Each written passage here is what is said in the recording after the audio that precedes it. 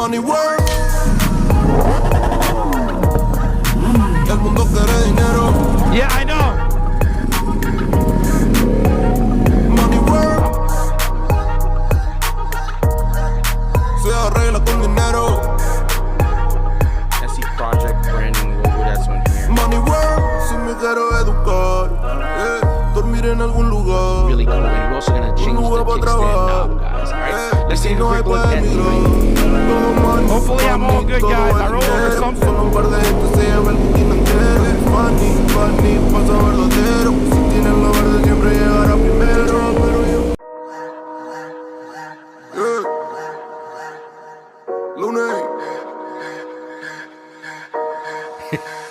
Money work.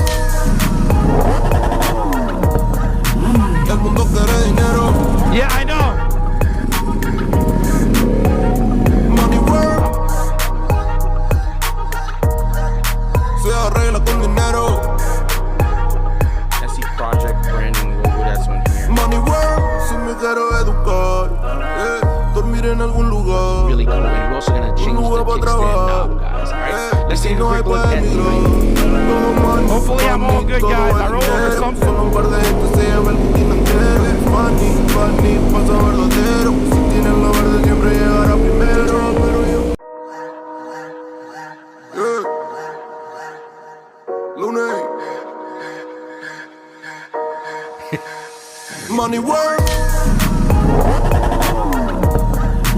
El mundo quiere dinero. Yeah, I know. Money work. Se arregla con dinero. SE Project branding logo, that's on here. Money work. Si me quiero educar, dormir en algún lugar. Really cool. And we're also gonna change the kickstand knob, guys. Alright, let's take a quick look at the Hopefully I'm all good, guys. I roll over something. Solo un par de gente se lleva el booking entero. Money, pasa verdadero. Si tienes lo verde siempre llegará primero. Pero yo Lunes. Money work. El mundo quiere dinero. Yeah, I know. Money work. What's good, everybody? Se arregla con Very excited dinero. to have everybody on tonight.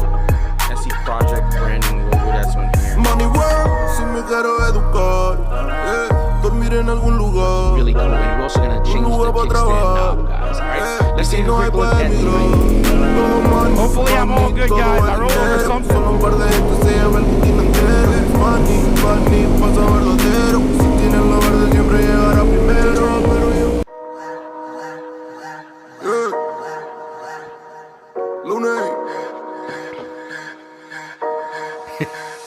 Money work. last minute. I'm gonna let this run. El mundo quiere dinero. Yeah, I know.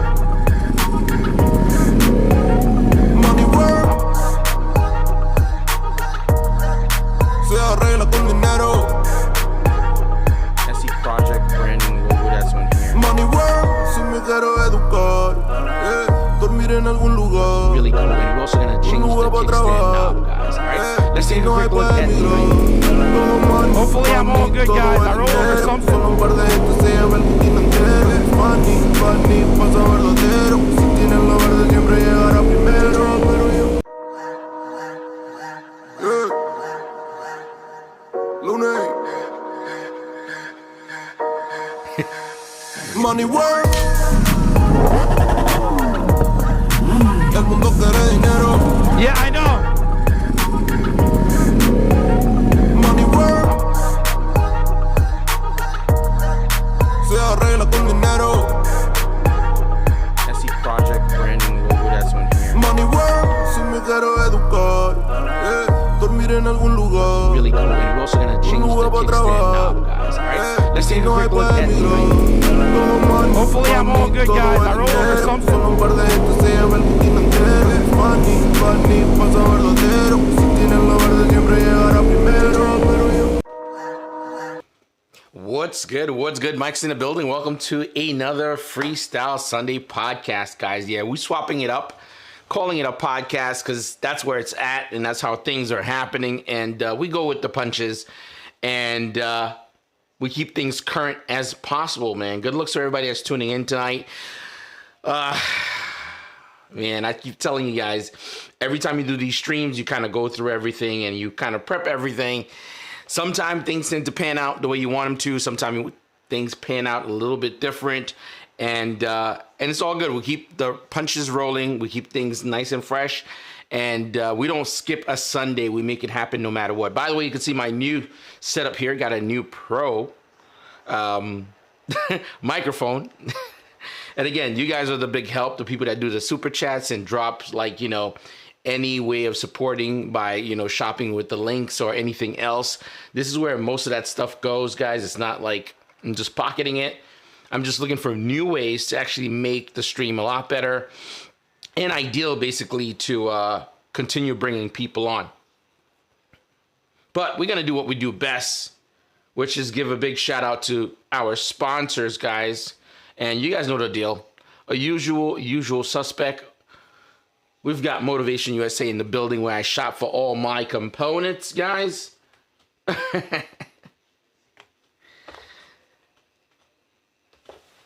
Whether you're looking for an exhaust, you're looking for, you know, parts, you're looking for sliders, pretty much anything across the board, even carbon fiber, whether it's Ducati or not Ducati, this is the place you're going to want to kind of shop, guys.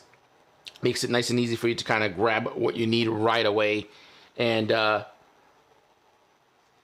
they usually support myself, my channel, my wife and I. So it's always a pleasure to be able to promote them and market Motivation USA when we're on the stream or on the channel. They've been part of this community, small community that I'm growing for a very long time. So it's always a real pleasure to show and highlight them as part of the channel, whether you're shopping for, you know, a BMW S1000 or a Ducati like myself or Yamaha. It doesn't matter. You can get it there.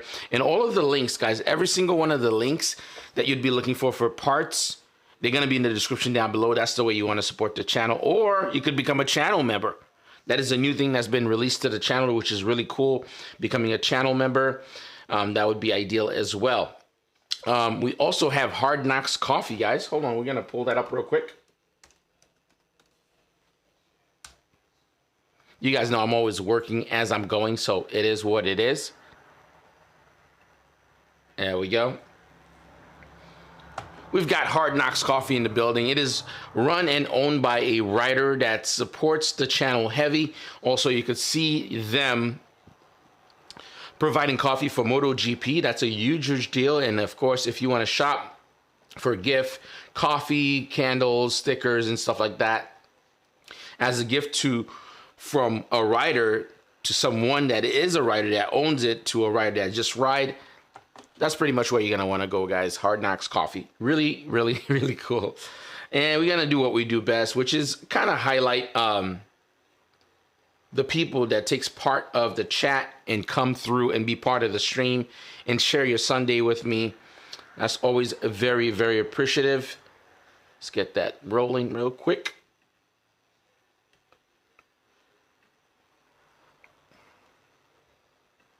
And we usually get people as we're going through the night. So heads up, you will see some people showing up on here.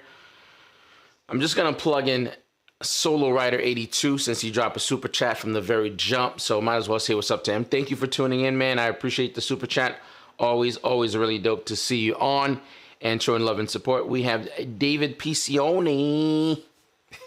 If you guys didn't watch the stream, definitely check it out. I know the views are not super high, but I can tell you now, it was a very interesting conversation seeing someone that's very passionate about doing custom paint work on carbon fiber helmets, wheels, well, rims to be exact. But there's a lot of really cool gems. And if you guys are looking for any kind of work to be done for customization for your bike, this is where you're going to want to go. I have his link in the last stream and everything else, so that's pretty cool. We have Saison. Congratulations on the new home, sir. I saw you on your video. where you went to go and visit the property as it was being built. So that was really, really cool. So what you got up here? Superbike Sunday with your host, Mad Mike. I'll give you that to copy the copyrights for that, Mike. I'll take that, man. Today's a tough one, guys. Today's a tough one, and I will tell you shortly why it is. We have Solo Rider 82. I already mentioned him a little bit earlier. And, of course, wife is in the building as usual. Whenever you see that I'm looking to my right, I'm just really looking at the monitor and seeing what's good and seeing who's here. Hold on. Governor D. Nice. Thank you, sir. Yo, I swear to God, this guy shows up on everything, and it's always made the stream what it is or the videos what they are whenever he pulls up. So really cool, man. Thank you so much for coming through. We have Mr. Black Moses in the building. You guys know him, man. He's a Philly legend. So really big in the motorcycling community. So really dope to actually have him just swing by and say what's up to everybody on the stream every now and then. So as I was saying a little bit earlier, guys, you could definitely keep dropping any of your comments here. I am going to be reading them. It's going to be one of those nights. As you guys know, I had Fula. Let's see here. I'll pull that up real quick. Hold on. I had Follow. So that's how you pronounce it. Follow to be as a guest on the stream tonight. And this was kind of a bit of a stretch. Very, very interesting guy. He's out of Italy, but he's from Senegal. But he lives in Italy and rides in Italy. I think due to the fact that there is a time difference, unfortunately, he wasn't able to make it on tonight. Again, we spoke and kind of confirmed everything, but it's one of those things. It happens. It is what it is. But we're here. We're going to have a good night, go through some of the comments and talk amongst each other. Why not? I intentionally wanted to get Sazong on at some point, but after watching his channel, I saw he never showed his face. So I'm like, maybe inviting him might not be such a smart idea. So I don't know if it's one of those cases, man. So do you or do not show who you are online?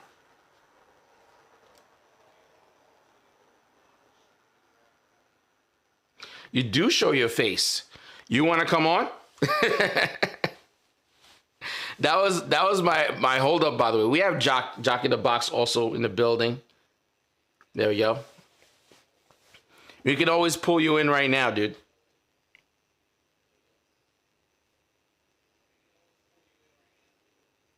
Do it.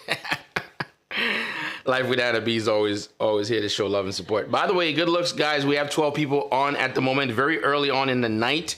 And right now, the thumbs up are showing only 10. So let's get the other 2 up. I'd appreciate it as we're going, making sure it's consistent. Just so you guys are aware, I'm currently at 22,800. I'm short 200 to make 23,000. We're trying to keep the movement, the motion of growing the channel. So share the content, share the streams. Oh, by the way, I've been doing this new thing, which, as you start doing the streams, you're doing the podcast, you just kind of learn and grow. This is the 39th episode, and I'm finding out one of the best way to kind of up the frequency of the stream is really doing clips, shorts of, not the shorts like YouTube shorts, like vertical videos, but I have small clips, like little highlights in 1080p or 4K that I'm re-rendering them, uploading them of either funny moments or moments where something interesting is happening, or if it's a YouTube gem. So I've been doing that. That's been super cool. Again, a lot of those are not heavy with the views or anything like that, but you can kind of see how it's going to impact the channel long term. So Sazong, that's something for you too, since you're part of the community. Let's see what I got here. Okay. I need Sazong want to come on, but he needs a little bit of help. Yeah, so whatever device you'd like to use, just let me know. It's not a problem. You could either use your phone, you can use your iPad or your Mac. If you have Zoom on it, that'd be great. If not, what I'll do is I'll send you an invite, and then from there you can just join, man. It'll be awesome. Well, then we'll just keep things moving. Yeah. We have Retrill is in the building. What's good, sir? Again, guys, if you want to help the channel grow, I know I keep always mentioning this to people. If you're tuning in, you're watching, even if you're not watching the entirety of the video, make sure you thumb up, and you also always leave a comment, because it's a game. You know what I mean? You always have to either be engaging, or YouTube is just gonna bury what you're doing. So again, always appreciate it. It's not a lot I'm asking, you know, just definitely do that. It's gonna help quite a bit. And we're just hang tight, guys. Sazong is gonna be on, and also he gets to correct his name, which is really, really dope, by the way. Oh, by the way, Jack in the Box, how was your event, by the way? I know you had a little bit of a get together and stuff like that. Let's see. Yes, sir. Like, comment is vital. I agree. Yeah, man, you mentioned it was great. So did you ride in that event, by the way? Because it looks like I know you went down with your bike. I don't know if you got it put all together, and I know you're still working on that and doing it as a build series. By the way, guys, as you can see, my energy is a little bit different tonight, and you know what? I'm pretty candid when it comes to stuff like this with you guys, and might as well tell you the truth. So I reached out to Follow, a really, really dope guy, very passionate. Actually, what actually struck me about him was the fact that he lives in Italy and he rides. And of course, you know, to me, it's not always like this, but the fact that he's from Senegal and he lives in Italy and he's fluent in Italian and he rides there, I thought it'd be a great story for us to have a conversation about. And as I did a little bit more digging, I'm going to keep an eye here as I talk about this. When Sazong is ready, that way I could send it to him. I'm going to send you the invite, by the way, through. What's up, Elijah? What's good, man? He's out here in New York. This dude here is crushing it, man. By the way, Elijah, are you trying to get into UFC, by the way? I know initially you do like personal training and you were doing a lot of like, I guess, amateur fights.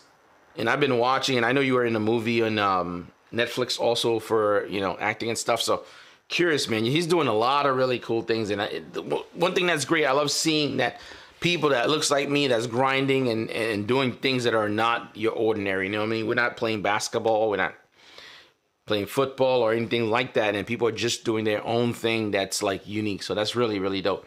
Let me know, man. I want to know, because I see you popping up quite a bit all over the place. Really dope. But as I was saying, very excited to have him follow on. All right.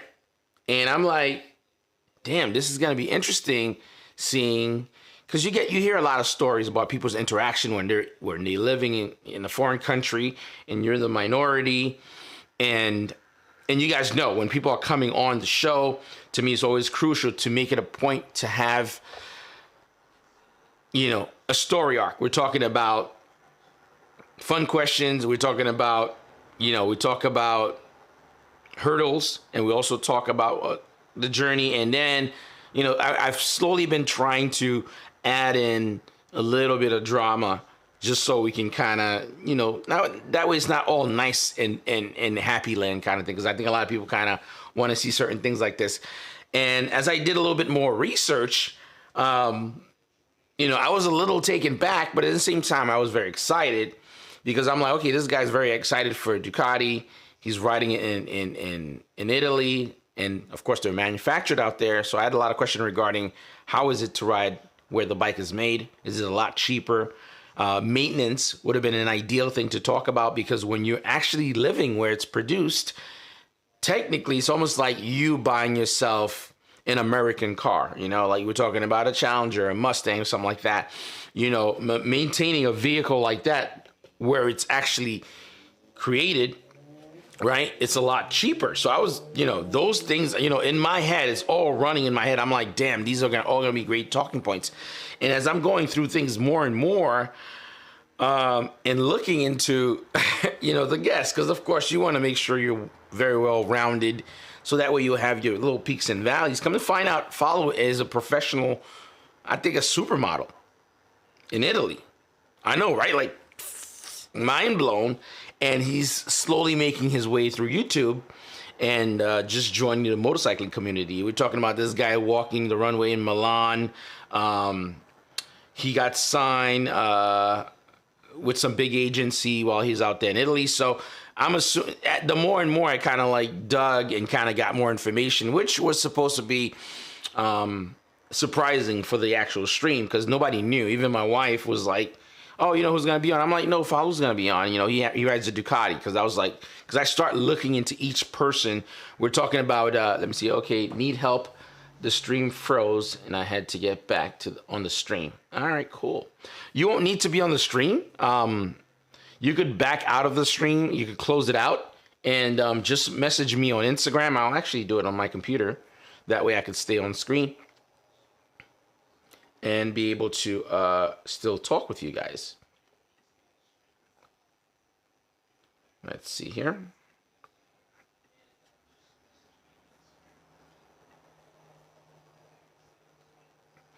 So, guys, hang tight. Let me just kind of troubleshoot with Saison for 1 second. Hold on. All right, don't go anywhere. I'm trying new things, by the way. Again, a lot of things are changing. A lot of improvements are being made. So, really cool. Hang tight, guys. I could still see the stream. I could still talk to you guys. But for now, I'll be able to message Saison here and get him on.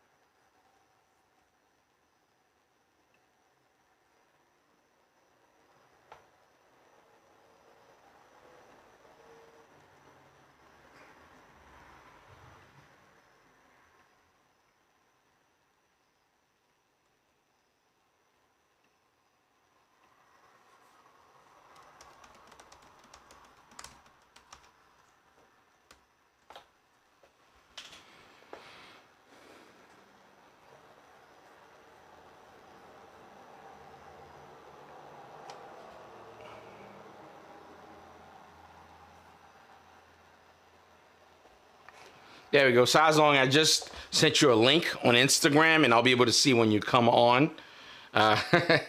Doing all this stuff on the back end, man. By the way, let me know how you guys feel about me doing this hold screen real quick. That's kind of a new thing just to kind of keep an eye when I need to either run to the kitchen and get something to drink or something like that. I could put like a hold tag. It's supposed to be animated, but moving forward that I'll have it completely animated. Yeah, so yeah, come to find out, his story is getting more interesting, and I'm finding some of this stuff last minute, and I know there's like a 6-hour difference from here to Italy, so I can imagine, I think for him it'd be like 2 a.m. for him to kind of get this done. So I'm assuming that could have been one of the things that kept this from kind of happening. But I think it was a great story to share. I'm like, wait a minute, this is getting more and more in depth as, you know, I start digging more and more about who he is and him writing out there. He's, you know, 5 years in of him being in Italy. I'm assuming it was just like his initial idea wasn't really to, you know, become like a model or something like that, a supermodel, whatever. He was living there. He was going to move back to Senegal, you know, because he started missing his family. This is me like backtracking here 5 years in, and he's about to leave. Come to find out that, he got discovered by, how do you call it, stylist. I have a lot of my notes here, guys. You know, again, some of these things people do not foresee the amount of work that this is, you know, required. Let's see here. Yeah, he got discovered by a stylist in Milan. So that was really dope. By the way, Saison's on. Give me a second. I'm just going to kind of plug him in real quick. Really dope. Can you hear me? Oh, by the way, give me 1 second, guys. I got to do one thing. I got to put my headset on. That way we can kind of hear him nice and clear. Really dope.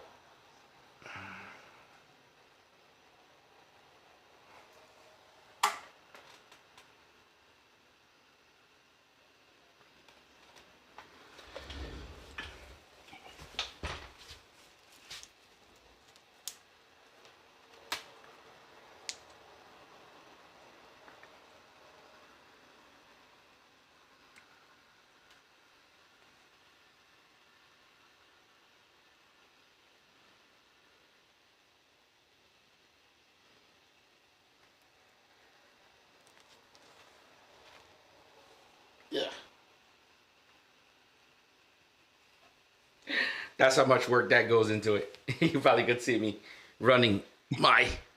Yeah, I know. Crazy, huh?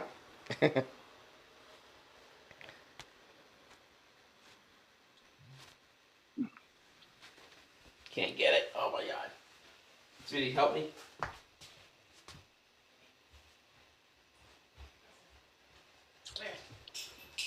Just I'm running my wiring through my shirt.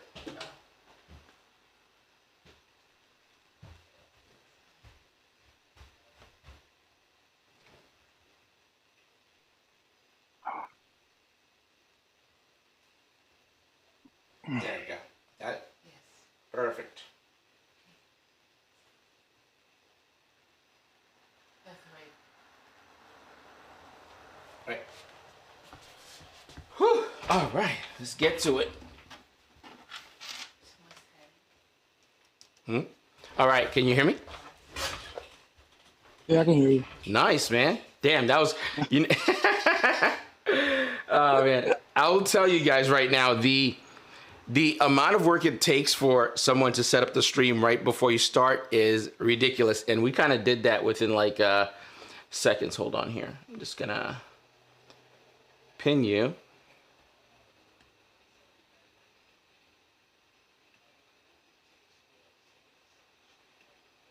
Is this angle good or should I hold it this way? Yeah, I would do it horizontally. Perfect. All right.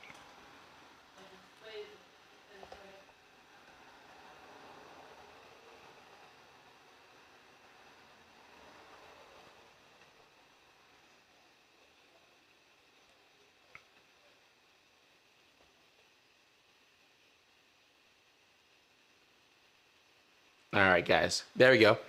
Back in business, guys. Give me a second. I'm gonna bring Saz on, but by the way, it's gonna have his tag, not your tag yet, but I'm updating that on the back end. So let's welcome Sazon. By the way, you know what? I'm a little embarrassed because I don't think those are great invites when you're inviting somebody last minute. It's almost like going to a party or something like that, and then, you know, because that's not how I like to do things. You know what I mean? So I wanted to apologize to you first by just kind of just throwing you in.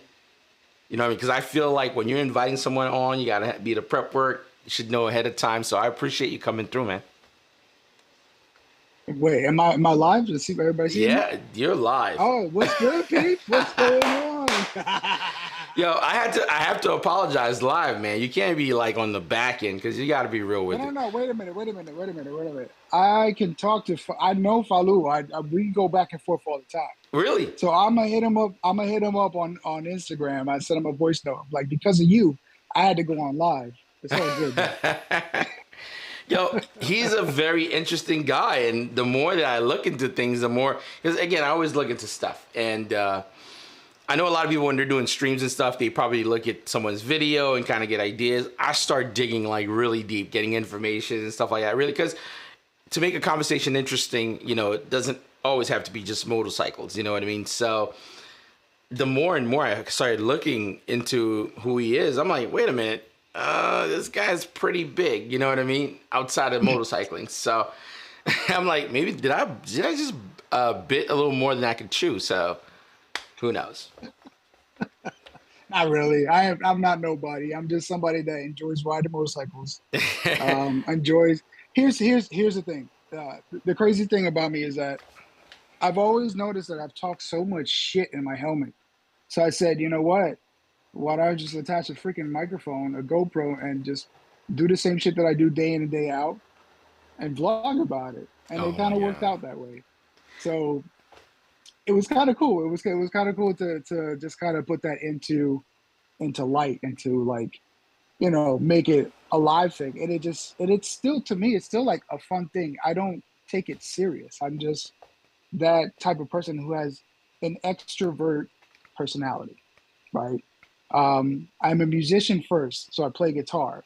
I've been playing since I was 11 years old, and that kind of went into the same thing. You know, I know another motovlogger, not a motovlogger, but another vlogger. They're a couple, and they what they do is they travel. They're a travel vlogging YouTuber, and I remember he told me to do a skit. He said, "Yo, I just need you to read these lines and he was gonna edit in the back end and do something weird with a bunch of people with a weird line. He said, "Bro, you were like the most natural out of everyone on there. It's like you already knew what to say, what to do." So I have that tenacity. I have that. I love approaching people. I like talking shit. You know, that is just my thing. I've always been that type of person that I just like to go out and just have fun with it, you know. And it's the same thing. I'm also with another group of riders where we constantly on the chat we talk so much trash to each other, which I hate to admit, but a ZX10, AJ, we were doing a pull from a red light in Mexico, in Mexico. Oh God. So, so we did a pull, and of course, you guys, if you guys don't know, I have a 2021 S1000RR. He has a 2016 ZX10. So we pulled off, and I'm still scared of this bike. I mean, I'm not one of those people that ride super hard. So I was super scared because the front end went up 40 degrees. And at that point, when I came back down, he passed me.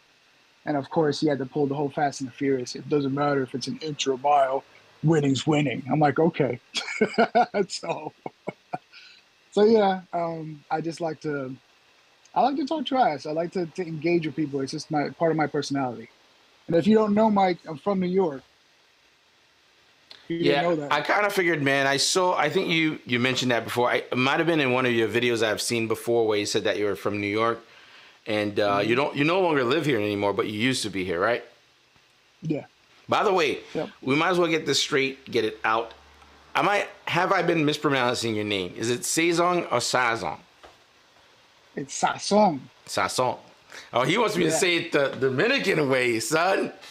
Sazon. Sazon. Yeah. That's that little cube when you're cooking, boys. If you don't know. Yeah, it's that little packet that sits in your cabinet. And you're ready to make that chicken. Yeah, man. By the way, congratulations on the house, man. Really, really dope.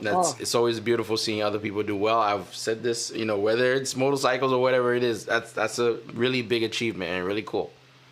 I appreciate it. I mean, well, I sold my current house, and now I'm buying another one, and they're both brand new builds.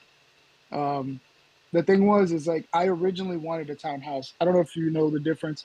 Here in Florida, things are different. I don't know how things are in New York, but as far as houses goes, we have HOAs out here, and they suck. And I know people can drop in your timeline and your comment down there in your live stream that if they know about HOAs, they know that they're a pain in the ass.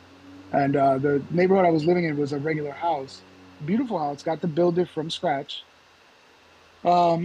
Got to choose all the materials that I wanted it, but I was just unhappy with that neighborhood because I was getting hit with HOAs for stupid stuff. And then I found out, I knew before I wanted to buy this house, I wanted a townhouse because you don't have to worry about anything in the exterior. You just worry about the interior. The exterior, you do whatever. They take care of everything. The paint, the roof, you know, you ain't got to worry about none of that stuff. So that's what I originally wanted. But of course, my parents, being parents, oh, why don't you get a house? It's so much better. It just depends on the person and what you want. So this is something that I should have gone from the beginning, but you know, you live, you learn, and you move on. So I'm taking my behind into a townhouse, but they're building it as we speak. And right now I'm renting out a small bedroom that's decorated for a little girl. So, oh my God. Yo, it's all good, man. It's all good, man. It's all good. Sorry, man. I had to restructure the frame. That's why I had you off. That way it's not follows names being shown. So I want to hear this while we hear. I know this was your first time on the Ducati.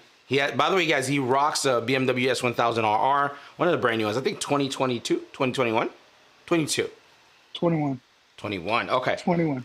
So walk me through that, man. I know you had a long video on that. And I know you swapped with your boy. Tell me. You actually rode the best. Like you have one of the best bikes, and then you rode another bike that's considered one of the best to have. So it was kind of cool because even though you couldn't hear him, I try to raise his voice post-production, but it just wasn't working out. So what I did was we kind of swapped our basically our feelings of how we feel on these bikes, because going from an S1000RR to a Ducati V4, it wasn't as aggressive because I kept hearing, oh my God, these bikes are so aggressive. And apparently it's the previous models that are super aggressive, Yes. which I've never ridden. So when I hopped on this bike, I was like, oh, this is pretty smooth. And then the quick shifter, it's not as smooth, and it's kind of hard to describe. And I don't want to sound like a douche when I say this, but the S1000RR is very buttoned up when it comes to, you know, like the shifting, and it's a smaller bike, so you're not sitting so up high, because with the V4 or V4S, you're sitting up very tall. So when I pulled that bike out, I was tippy-toeing like I'm 5'9", I'm a little guy. So I was tippy-toeing like crazy coming out of his driveway.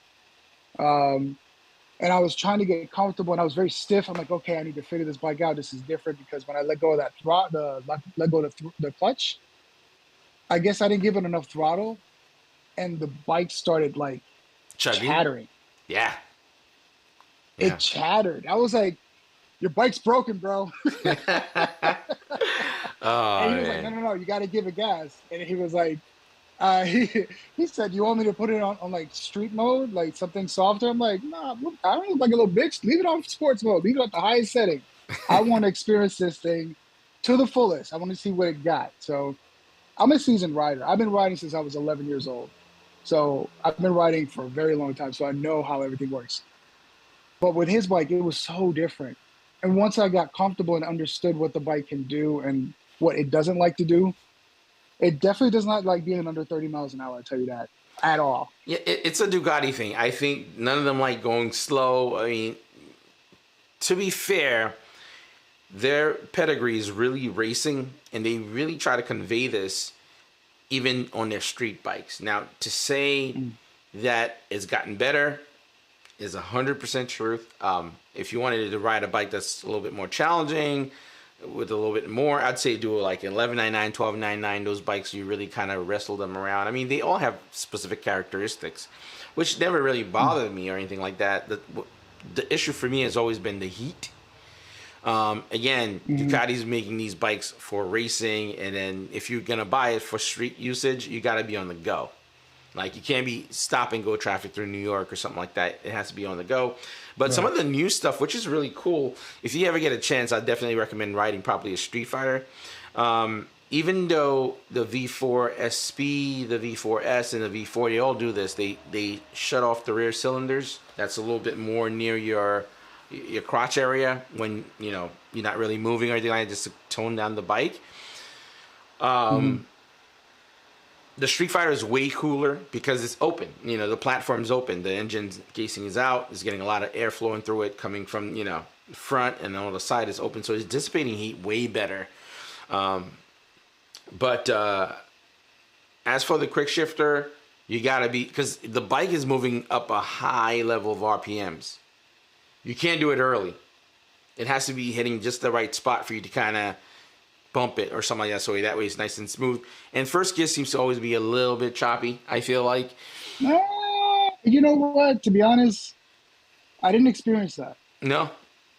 No, Okay. low gear, I was shifting at low RPMs, smooth as butter. Okay. It's more, and I think it's more of a tuning thing, because my bike was just like that before I gave it the Brent tuning. Okay. Once I gave it the Brent tuning, the shifting was so much smoother. And that's what I think the bike is missing, because it has, I forgot what they call it for Ducati when you buy it, because he bought the Krapovic exhaust. Yeah. So he had the Turn Me Up map, which I've had on the Street Fighter, and that's what I referred to about the choppiness on the first gear. I did Brent tuning too on the Street Fighter. No more. Same thing. No more, right? Okay, No more. yeah. So it is a Brent tuning. He knows what he's doing, man. He Yeah. really does. That's one person that you need to bring on the live. Bren. Bring that. We're making it.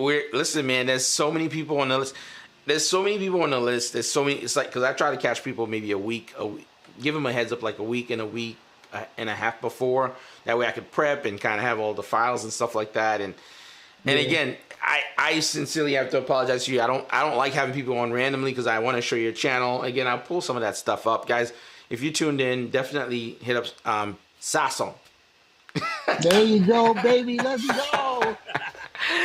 Yo, subscribe to him, man. He's definitely, you know, coming up and doing this thing. Also, you know, it's very interesting. He told me, yo, just hop on the stream. I'm like, oh, child, let me get my edges. Oh my goodness, man wants me to hop on. Yo, you know he's from New York, man, because he still got a little extra in him left. A little extra than that. I tell you what, I do miss the people from New York, man. I mean, there's nothing like it. There's nothing like it. I talked to my brother. He's out in California, and he gives me a constant reminder, like, you know, it's like, yo, man, I just had my coffee. You know what I'm saying, son? Yo, so when you come down to Cali, I'm like, I'll be down there soon. And I get off the phone with him. I was like, yo, what's good, son? What y'all doing? Let's go ride. And they're like, you just came from New York? Where you from? Oh, I'm sorry. I was talking to my brother.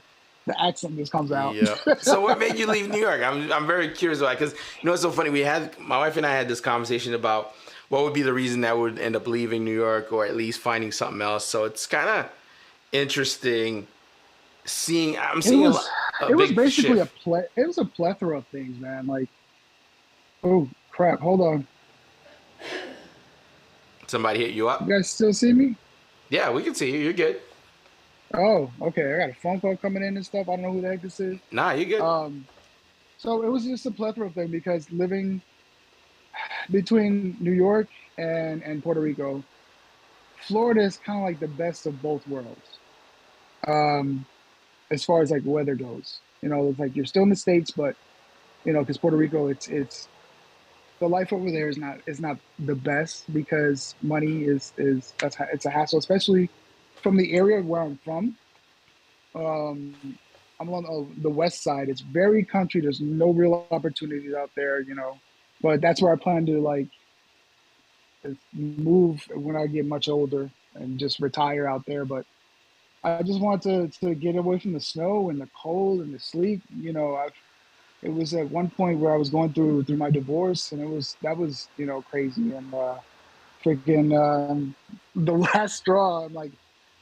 I was like, I left the door and I said, God, give me a sign that I should leave this place. As I stepped out the door, I slipped on ice I didn't see. Yo, I knew you were gonna say that. I'm like, yo, I bet you he slipped on fucking ice. I bet you he slipped on ice. Yeah, I went all the way down ass first. Blap, blap, blap, blap, blap, blap. And this lady was like laughing hysterically and looking at me. I was like, God damn it. Wow, that's wild. Wait, where in New York did you live? Were you in the Bronx or are you in Manhattan? All right, I know you're gonna make fun of me. No. But I'm from Newburgh, New York. So Newburgh. Up in I think up in Bear Mountain, the best twisties ever. Yo, he was in a good spot. I'm not gonna lie. When it snows up there, it looks like you're in Alaska or something. So that snow must have been harsh because it's all covered, it's all mountain hills, and you know what? I always imagine what it's like to drive there because the twisties and turns with icy roads, man, and you on the side of a mountain sometimes. Ooh, I know on a bike is fun, but I don't know about that on a car though. No, and in the summertime, if you take the bike, it's the best thing ever. The one person that can attest to that I've seen ride is Madley S1K. He was the one that rode up and down that whole area. And I was like, yo, you're in my neck of the woods. And he was like, yeah, I'm up here, bro. And I'm like, damn, I wish I was up there. But that's another one that I communicate with. But yeah, man, it's just been a journey. I said, you know what? I really, truly need a change. So I put in my 2 weeks notice at my job, moved down here, and never looked back again. But you had like a clean slate. You were talking about you know, living up here and then you starting a whole new life. So that's kind of like your cool thing. It wasn't like a thing where you had to move your whole family and stuff like that. So at least you got that as a clean slate. No, man. Thank God, no kids. There was no kids involved. So, because that would have been ugly. If you know divorce, it's never pretty. I don't want to know about it, man. Don't talk about it. Don't jinx me over here, man. Listen, I'm good. Wifey's cooking up some good ass food. I'm chilling. She's open-minded. She's not tight. Just make sure that she throws in some of that sazon. You know what I'm saying? You know what I mean? Yo, I'll take it, man. She's not complaining. if there's a nice lady around, and I think the nice lady's nice, she's not gonna get mad at me. Nothing. She's cool, man. I'm blessed on that, so I can't complain. Nah, man, she's a good lady, man. She's good to me, man. Good so deal, man. I do my best to take care of her. It's good to keep her around, man. Yes, sir. She's good. Keep her because not many out there left like that, man. Wow. Honestly, I don't disagree, man. So I don't know. I got lucky on that one. I got lucky. So yeah. Other than that, yeah, I've been down here. God, man, since 2006 is when I moved down here, and I've been here ever since. Wow. All right. So you're enjoying it over there. A lot of straight Two roads, though. motorcycles stolen down here, though. I learned that real quick. What is it? I got 2 motorcycles stolen. Oh, you know, it's so funny you mentioned that. Because you just mentioned Mad Lit. His bike got stolen. Yeah. Yeah. It's ironic how he said in his last video, because I follow him hardcore, and we have a chat that we have going on in the on Instagram, and he had mentioned like, oh man, I'm gonna stop motovlogging because you know it's no longer the I don't know what his exact words were. He was basically saying that he wants to stop motovlogging and just enjoy riding. And then I see a post on Instagram that happened. I was like, oh crap, this is bullshit, bro. Yo, you know what's so crazy? You know, first of all, you know what's dope, guys? I'm just gonna tell you this. Sometimes you meet people and you meet them and it's new, you introduce yourself, it's very, you know, you have to break the ice or whatever, get to this point where you can have a conversation. I'm gonna tell you right now, Cezanne, it's like we've been friends for a while, man. Very natural. Usually I prepare my conversation, kind of know what's up, where I'm guiding. It's like we're talking as 2 dudes standing on the stoop in Harlem. I swear to God. Bro, I still have that New York mentality, bro. Yeah, like, you're making it easy for me. I don't know if you saw the video all the way through, but I did say like, yo, in New York, we call this the back porch. Yep. Down here, they call it a lanai. Yep. Yeah. Yo, the house is gonna be dope. Some guy hit me in the comments. He said, you know, that's a Hawaiian word. I'm like, I don't freaking know. It's bougie. I don't know what it means. Nah, I said when you said that shit, I'm like, yo, he's bougie. He's leveled up now. He has a lanai in his house. He's like, listen, guys, I'm gonna walk you through it. It's not even built yet. We're gonna walk through it. So you know when somebody's doing well when they walking through their house before it's even done. You already know, yeah. You already know it's a violation too. You know? Yep. Man, I could have gotten in so much trouble, but I don't give a fuck. I'm like, whatever. I'm just gonna walk through here because this is gonna be my house eventually. So I want to see what's good. So it's good. It's good to, if you're doing a brand new build, it's good to know to walk through those houses, because my previous house, I told them I wanted 8-foot doors. Why the fuck I wanted 8-foot doors? Because I'm a little guy, but I wanted 8-foot doors, and I paid for it. I walked in there, and they had installed 6-foot doors. I was like, no, really? No. Yeah. That would have been foul if they finished it like that. I mean, I would have been like, yeah, okay, that's fine. They would have reimbursed me somehow. But yeah, they fixed it though. It's good to walk through it. When you're doing a brand new build, it's good to check up on the build and make sure that you're getting what you're getting. You know. But back to what we're going towards this direction, which is really dope. One is kind of messed up. His bike got stolen, and he was saying, I saw the video. He was transitioning out of motovlogging, and I thought it was super interesting. I mean, I've reached out to him before, spoken a little bit with him on Instagram, and I even invited him on the stream, which probably never happened, or who knows, maybe in the future, something like that. But the funny thing is, a lot of people hit me up. They're like, do you ride your bikes? Do you go out and stuff like that? And you already know I've been doing motovlogging for years now, and really kind of transitioning and understanding YouTube and understanding the whole YouTube game and really structuring things the way that I want. One of the biggest thing I've learned while doing YouTube and writing, which I think, what's his name? Well, I'm just gonna call him Mad Lit. I know his name, I just can't remember it at the moment. Damien. Damien, there you go. Okay, Damien. I've learned through all the years really separating my writing, my personal writing, to when I'm doing videos. Like really, really important. One of those things after a couple, and it happened to him really fast to the point where he's doing this for about a year, right? And he was growing pretty quickly, which is great. And within that time frame, it slowly already started hindering his personal writing and his personal life. And a lot of people hit me up all the time. Do you ride? Are you riding? Blah, blah, blah. I don't post, when I post on social media, it's either about the stream, about my YouTube, or really, because I'm going to be honest, at least for me, when I do YouTube or doing this, I do it for fun, and I also do it for business. I'm not going to lie. This is kind of like a thing for me. You know what I mean? I do them both in conjunction, but I completely separate my personal riding and going out to shoot these videos from when I ride. I don't post anything on social media, oh, look at my bike or anything like that. If I'm riding for myself, I'm just chilling. That's that. And that's why you don't see any of my stuff on social media anymore. Because the line starts getting blurred, and to some point either you're recording or you start recording when you really don't want to, or you end up going out just to record, then it becomes kind of a chore. I don't do that anymore.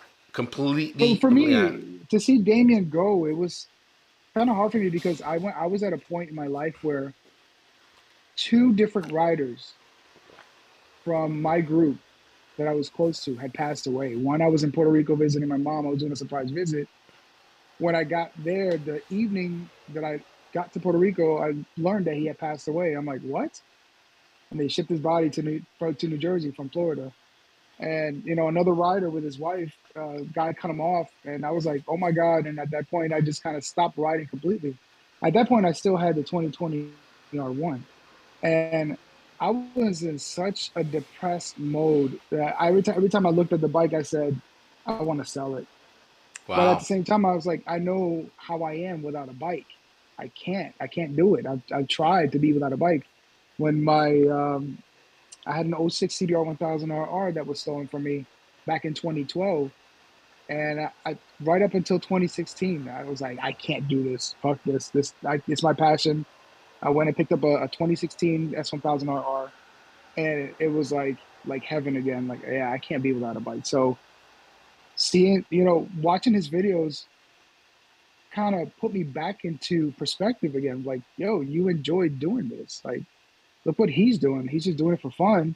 And I reached out to him, I was like, yo, brother, thank you so much. You know, you've inspired me to get back on blogging and riding again because, you know, I wasn't doing any of that. The bike was just sitting there. And then I got back into it. He was like, yo, man, just keep going, this and that. And lo and behold, I wasn't even expecting it. He even gave me a shout out in one of his videos and hooked me up with another vlogger, a female vlogger out of California.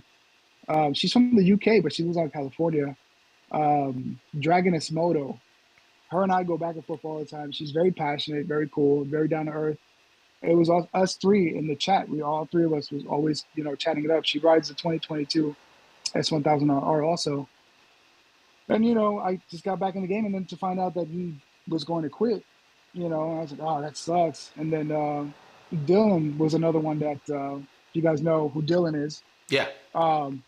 He's also another one that we were supposed to link up in Daytona, we were right there, but he had to leave. Something happened. We couldn't link up. It's like, you know, it's all good. And so he's another one you need to tell to correct him. Keeps calling me Saison. Like, it's Sasson. Come on, people. Sasson. Get it right. I think if you're not Puerto Rican or Dominican or in the Caribbean, you're not going to get that one, though. Nah. That's wrong. Inaccurate. Sasson. Inaccurate.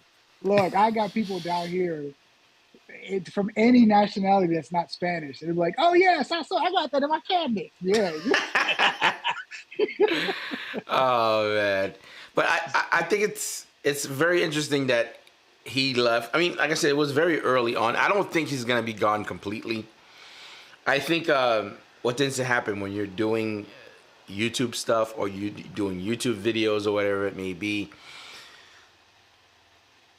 there's a little bit of narcissism that's in it. Whoever admits it or not, whether you want to say, I do it for fun or for not. Listen, if you're just doing it for fun or for just your personal memories, you just record your video and keep it in your drive or whatever. Once you're uploading it to the public, there's somewhat of another reason behind it. You know what I mean? It doesn't. If you're just sharing it with friends, like in a small group, that's different. But once you're putting it completely public to the world, me personally, I'd say that, you know, there's a little bit of an added motive to doing that. But I think, you know, I don't think he'll go away permanently. I think he'll definitely come back. And I think the fact that his bike is gone, when he does get another bike, I'm sure he's definitely going to get excited again. And I mean, it's a tough thing, I man. feel like he will. Yeah. I feel like it will. Even though he said that he's not coming back, it's not doing it. I feel like because all winter long, he was like, oh, I want to get back into vlogging. I can't wait for the summer and this and that and the third. So, you know, he even I remember he was pissed off. He in one of his videos, he was trying to pull the bike out and he freaking dropped it on its side. Yeah, I saw that. I mean, I watch everybody, man. If you're part of the game, you're part of the industry, you're watching everybody, you know, just to see what's going on with people. I saw that too. That was wild. That was wild. Yeah. He went and got it fixed. I told him, like, oh, get up. His windscreen somehow broke, cracked. And I'm like, that's the OEM windscreen, bro. Get yourself the aftermarket double bubble. And trust me, it's going to make a world of a difference. And he said, yeah, this is dope, man. This is crazy. And so, and it's crazy how when you vlog, you don't realize what you're doing. Like, I remember at one point I was doing some installs on the Yamaha R1. And Dylan reached out. It's like, yo, when he got his R1M, he was like, yo, your video really helped me out a lot. And this is after we had met. I was like, which video? He was like, the one where you were installing the windscreen on the Yamaha R1. I was like, oh, yeah, I forgot about that video. I went back and watched it. I was like, good Lord, the music was loud. You could barely hear my voice. Like, I had the little background music playing. Yeah, man. I was like, damn.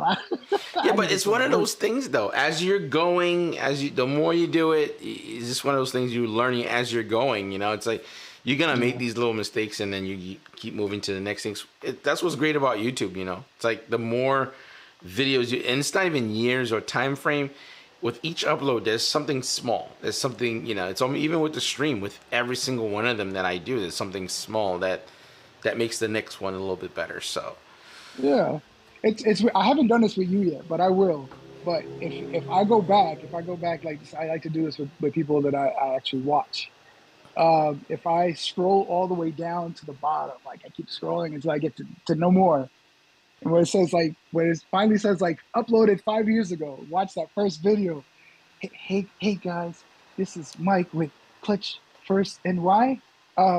What's going on? You know what? I gotta pull that up. Yo, let's take a look at that real quick though. That's just like a great idea. Let me see. I have a lot though, but hold on, let's see. I watched my first one. It was so cringe. I was like, who is that? You know, I'm just curious now though. I'm just seeing. I wonder what I did that was first. So my stuff was a little bit different because I was doing like creative stuff. I was doing like artsy because I like to do like artsy project style. And I realized that stuff don't work too much on YouTube, at least until you get really big and people, you know, respect you to a certain degree. But let's see. Let's pull one up. Actually, let's pull the But first. I tell you one thing is true, bro. What? If you don't have one, there's one takeaway about YouTube. Be yourself. Don't try to be nobody else. Be you. I agree. I have the luxury of not knowing how to be anybody else but me. I'm quirky. I talk a lot of shit, and this is who I am. So, you know, it works for me. So, and I truly enjoy it. I gotta find that first video now. I'm just like, what was that, like 12 years ago? Oh my God, I hope not, man. You know, it's so funny. That's the one thing that disappoints me about YouTube, and I think I was gonna chime into that regarding you wanting, you know, you spoke about depression in one of your videos. I mean, I feel like now that I have a better understanding. Actually, you know what? I think I could just date this. I could see my first videos. Hold on. Just trying to see here. Yeah, and that's another thing. I like talking about real life shit. I may talk a lot of shit, but I do talk about stuff that is bothering me, stuff that I'm bottling in. And it's wild how people relate to stuff like that. And just they hit me up in the comments like, "Yo, I was going through that today. You know, I need to get up, and I saw your video, and I need to make moves." So, you know, it's just talk about stuff that you're going through. I mean, I know and I understand that there's a lot of people that don't like to talk about their personal lives and very close, but I'm not that type of person. I'm very open about myself, so I talk about any and everything. I think personally, I have a pretty open personality. Like, you know, I think I'm not different from who I am in real life. I actually found my first video was a walk around, actually, which I think that was pretty good. But I'll show you my second video, which I thought that was a more fun video. Give me a second. I'm just going to pull you off the screen real quick, but I think you'll be able to see it. Guys, take a look. I'm going to play two of my first two videos. let's see if it's really cringe. I'm pretty. Hold on one sec. All right, let's pull this up real quick, guys. I'm really curious now to see if this is. I'll do this one first. I don't think I'll be able to see it, will I? I think so. Yeah, you'll be able to see Okay. it. It's actually gonna be playing on YouTube, so. Holy hell. All right, let's see what we got.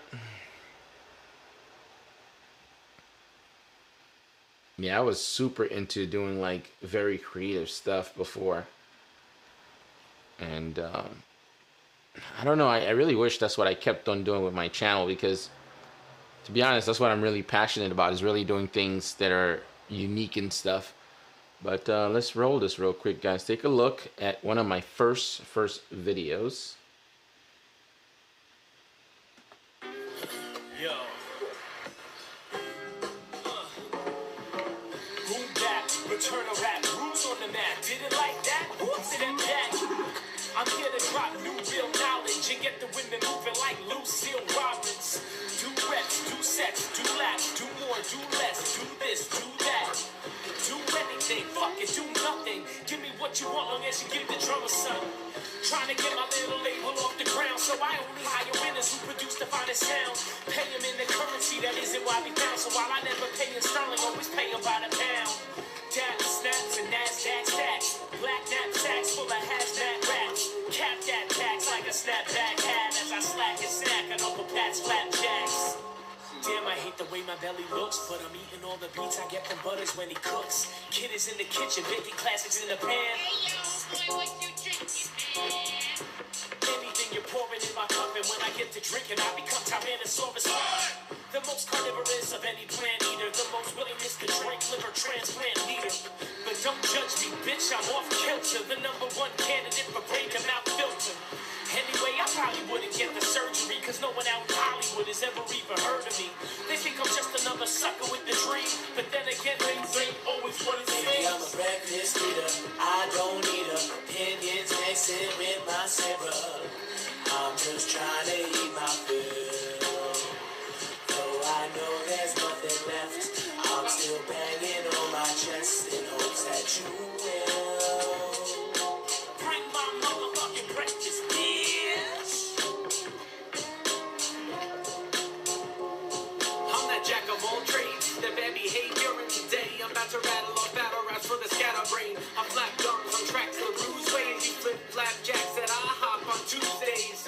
Fuck that, no slack for what it's worth. Sticking butters on a track and keep it thick like this is Buttersworth. Busting through the clutter, running, picking up pace. These cats are astronomy students, they taking up space. I'm breaking down atoms, rhyme pattern, chatter, latent asthma, no breather, no equals, either batter up.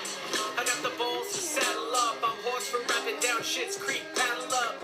All cattle, no beef relief, especially since Big Bruises stopped eating meat. Please, you little pancake crate face geeks, see half of what we bake up, we don't even release. Yeah, I'm a breakfast eater, I don't need opinions mixing with my syrup. I'm just trying to eat my fill. Though I know there's nothing left, I'm still banging on my chest in hopes that you will. Bring my motherfucking breakfast, bitch. Yo, I'm wearing camouflage hat above a cannibal. Yo, that just brought me back right now. That just, Yeah, you just look like you were lost. yo, that took me back right now. But that was really, really, that was the overall concept of my channel, like the initial, birth of my channel. I really wanted to do creative stuff and show like cinematic skills and storytelling and stuff. I mean, granted, not all that stuff tend to pan out really well when we're talking about YouTube. But I'll play this more shorter clip of this, so I won't stay on this too long because. But this was my first walk around because I felt like, oh, if you're gonna be on YouTube, it's gonna be your first time you're gonna be on YouTube. I can't afford you. Don't give up the things You want to make sure that you're introducing yourself to people, and so they know who you are and what is it that you do and stuff like that. And I thought, oh, it's a perfect opportunity to show the bike and stuff. So let's take a quick look. Have it on mute. Let's see here.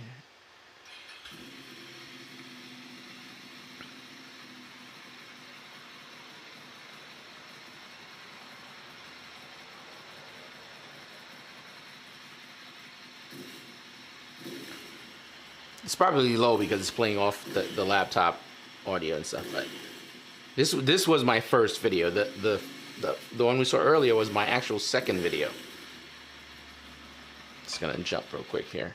All right, this is my Ducati Beast 796 ABS. It's actually 803 cc's, 91 horsepower with the added upgrade I've done so far.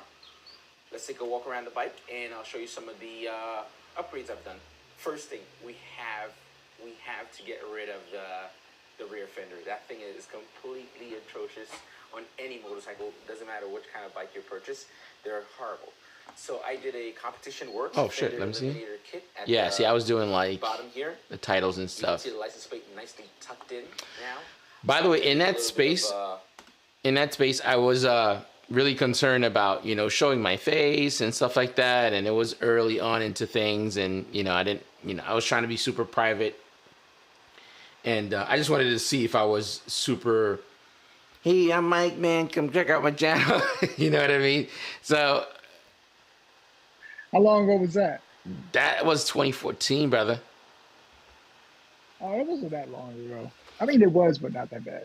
No, it wasn't too bad, but you know, again, for me, it was really, you know, being creative and telling stories. And I remember I was wearing like, by the way, my wife helped me shot most of the stuff. Like, she's from day one, she was like, she's one of those, you know, you're the captain of the ship, you want to do something, she's co-piloting everything, you know what I mean? She's helping shoot, you know, helping edit. So that's always been like really, really cool. Hence why nobody was like, oh, how'd you get all this stuff done? So I was doing it with her and stuff. She was kind of like the main thing. But you could see it was strategically placed where I had my logo on the helmet where it would appear in the shots, just like really working on branding and stuff like that, which is somewhat kind of like my background. And of course, you didn't see my face because in the beginning it was more like, hey, you don't really show who you are, and that was the whole sentiment people have. And my wife was like, hey, you know, you need to really let people know who you are so they get a general idea, because hearing your voice is one thing, but seeing who you are, people can connect with you. And for like 2 years I was like, nah. And to be honest, I'm gonna be fair here, I also had a little bit of fear of, all right, man, because in that time frame most motor vloggers were all white. And I'm like, damn, it's gonna be the first time they're probably gonna see a black. Because I might have been one of the first black guys. Because I know Ebe was in that time frame. Ebe probably was a little bit after me or something like that. I'm not sure. And I was like, I don't know, because that market was mainly, you know, younger white guys. So I'm like, I don't know if they're gonna really connect with somebody like me. So that was when my wife's like, listen, that's not how this works. You know what I mean? It's like people gonna understand your personality, and kind of, you know, for a period of time, that was one of the, see, this is a gem. You guys didn't know about me, so this is becoming a little bit of a back and forth conversation. But yeah, but that's what I was doing in the beginning, man.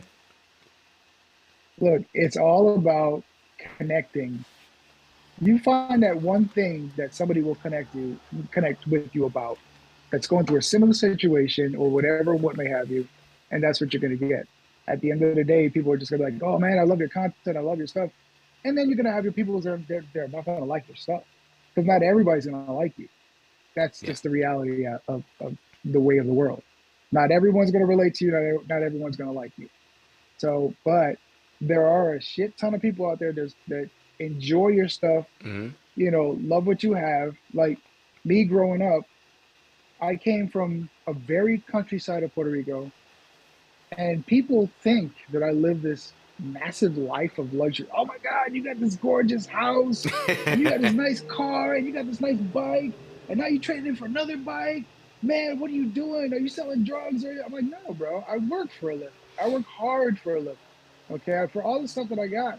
Because the thing is like, if you know how it is in the islands, I've gone to school with people who went to school to become doctors and lawyers, and I go back home and I see that these people are in construction, don't have a job, got 30 kids, you know, their life went total the opposite that they had planned to do, and they never left the area. So I was one of those people that was fortunate enough that when I lived in Puerto Rico, I never lost the English language, because there was at one point I started to, but for some reason there was a shit ton of people that came from Brooklyn, Bronx, Queens, Manhattan, Connecticut, New Jersey, Pennsylvania, you name it. They all came over, and I just bunched up with them, and we were constantly speaking English, so I never lost the language. So I was able to move back to New York and continue pursuing what I wanted, my bigger picture. So, and sometimes it'll take you no time, few months to get there. Other times it'll take you years and years and years to get there. But you know what's funny though. I'm glad you kind of mentioned this. That people see your home, see your car and your bike and stuff like that. And see it's very funny, and I experienced similar thing. Everyone always sees the end line, the glorious, holding the trophy. They don't see the hustle. They don't see the hardship. They don't see the tough part. Mm-hmm. And it's always easy, and people tend to interpret that, oh, you got lucky, man, you're doing this, you're doing that. And the funny thing is, you mentioned similar thing. I'm a Harlem kid, you know what I mean?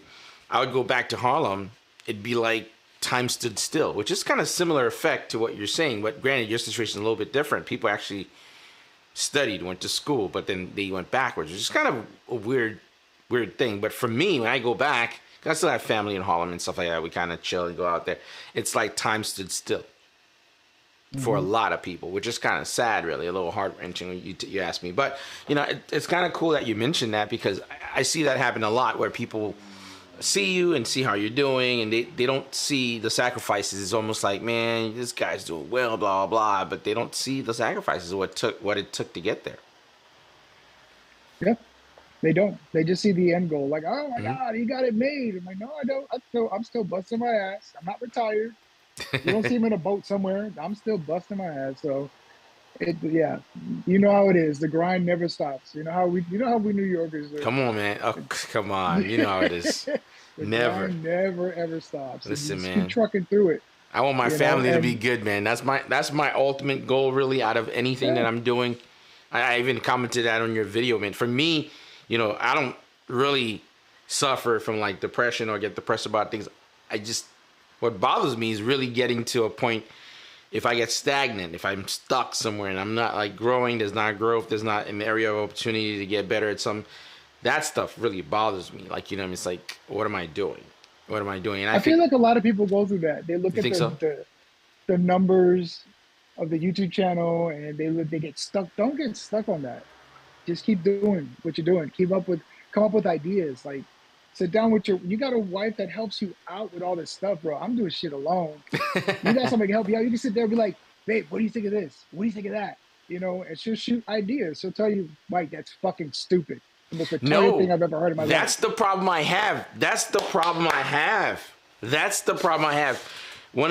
Early on, we're talking, we edit, blah, blah, blah, we go through things. The problem we have is love, okay? Someone who loves you don't want to hurt you, or they think everything you do is cool because they like you. There's a period of time that I would shoot something, I would edit something.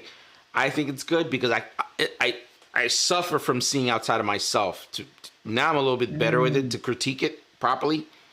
Because I could look at your channel and say, oh, you could do this. This would change. You'll get a boom from that.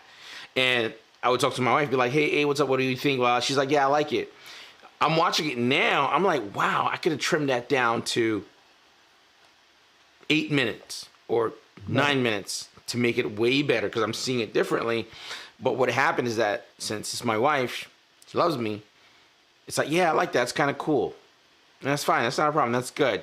And now I'm like, I need you to tell me if something is like, it's not that it's being protected. It's just that if the person already likes you already, and I always tell her, have a fresh state of mind. You don't know me. You don't like me. This is my first impression.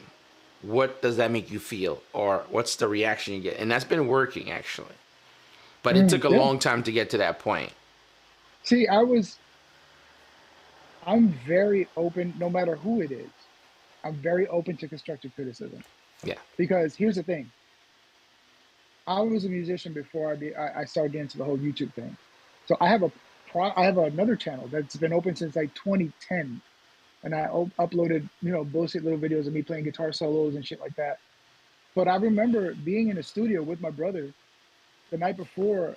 I came up with this massive guitar like riff and solo that went with it that I thought in my head was like, this is gonna be fucking the bomb. I'm telling you, I'm gonna blow people's minds. I come in there and the producer looks at me And he says, "What the fuck is that shit?" I was like, "What?" And I looked at my brother for like, "What did you think?" It's like, it sounded like shit to me. I was like, "Damn, I was up all night doing this shit thinking it was the bomb, and it turned out to be trash." But you know what? That's part of the game. You have to be realistic. Like, listen to, especially the people who love you. Tell them to be as honest as possible. You have to turn around and tell them, if I wasn't me, and tell your wife, if I wasn't me, if I was somebody else, and you looked at this, what would your honest opinion be? Yes. Yeah, let her be brutally honest, because it's going to help you out in the long run for what you are shooting for. I agree, man. But I have to ask you this, man. How come you've had 3 bikes stolen out in Florida? Well, okay. So the first one was I didn't realize what kind of monster Florida is. So I went to a friend's house. I went to an apartment. We just kind of chilled, had some drinks, some food, and I was getting ready to go back home.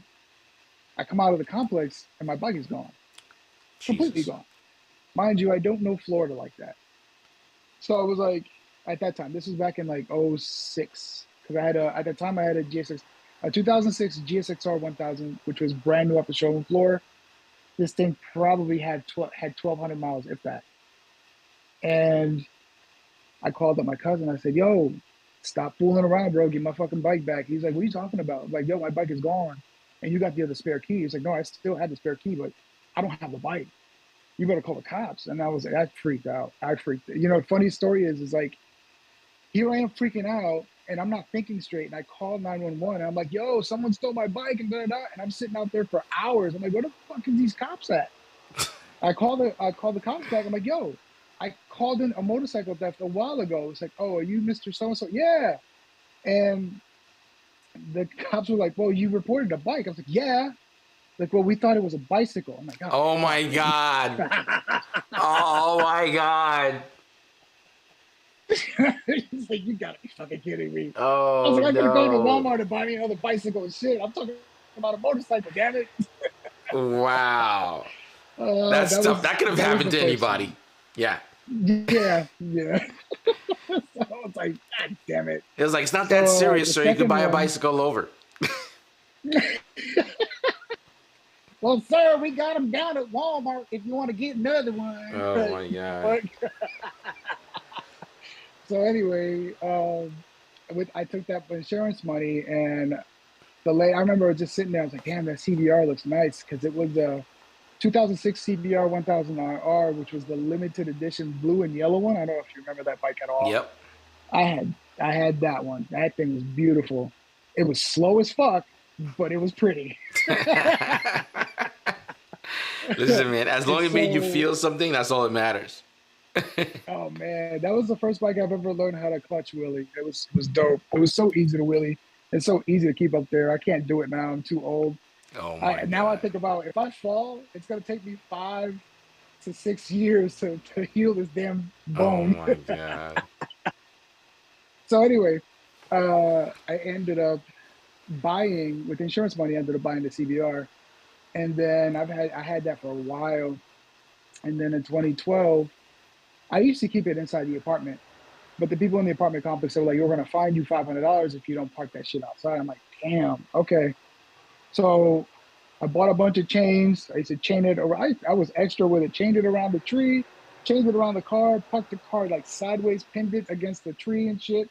Like, I was doing the most to get this bike not being noticed, and somebody still stole it. Oh my They God. This time still around, got where it. you lived?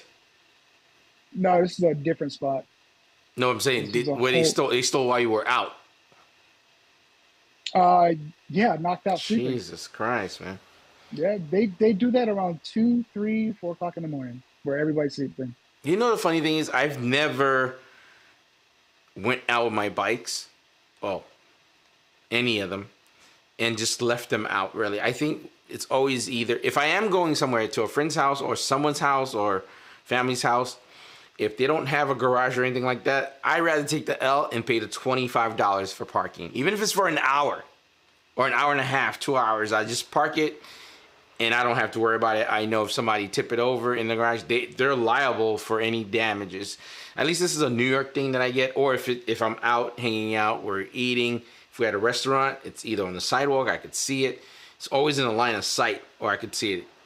If not, it's parked somewhere. I think that's the number one rule. And I was gonna say that I see this happen very often. I mean, not everybody has the same opportunity as some others, but you know, picking up toys before you're ready for them is super.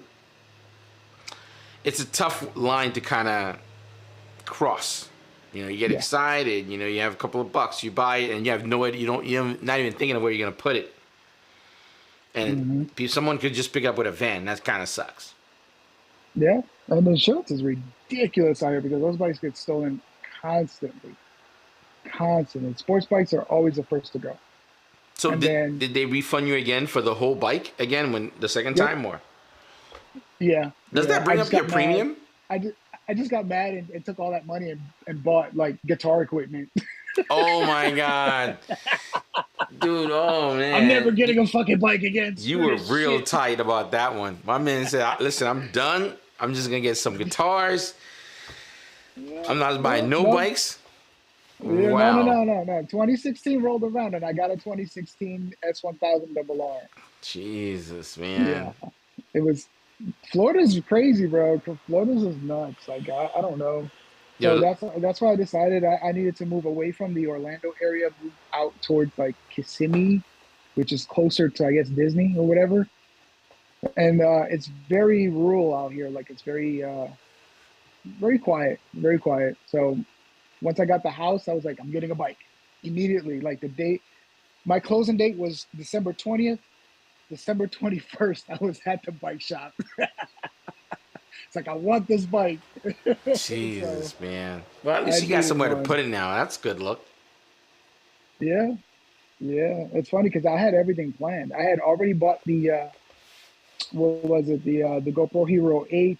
I went and bought the expensive ass AGV Pista GPR helmet that, you know, it was like, I can't hear shit when I get from point A to point B because I don't have earplugs in, but it's light and it's pretty. Yeah, they're really structured just for racing. They're really loud, and they're cool looking though. They are. They are very cool looking. They are. I mean, I went back to I don't know if you say some people say showy. I've heard other people say shoey. I don't even know what's the correct term for that. Dude, I say showy. I say showy. So I had the X14.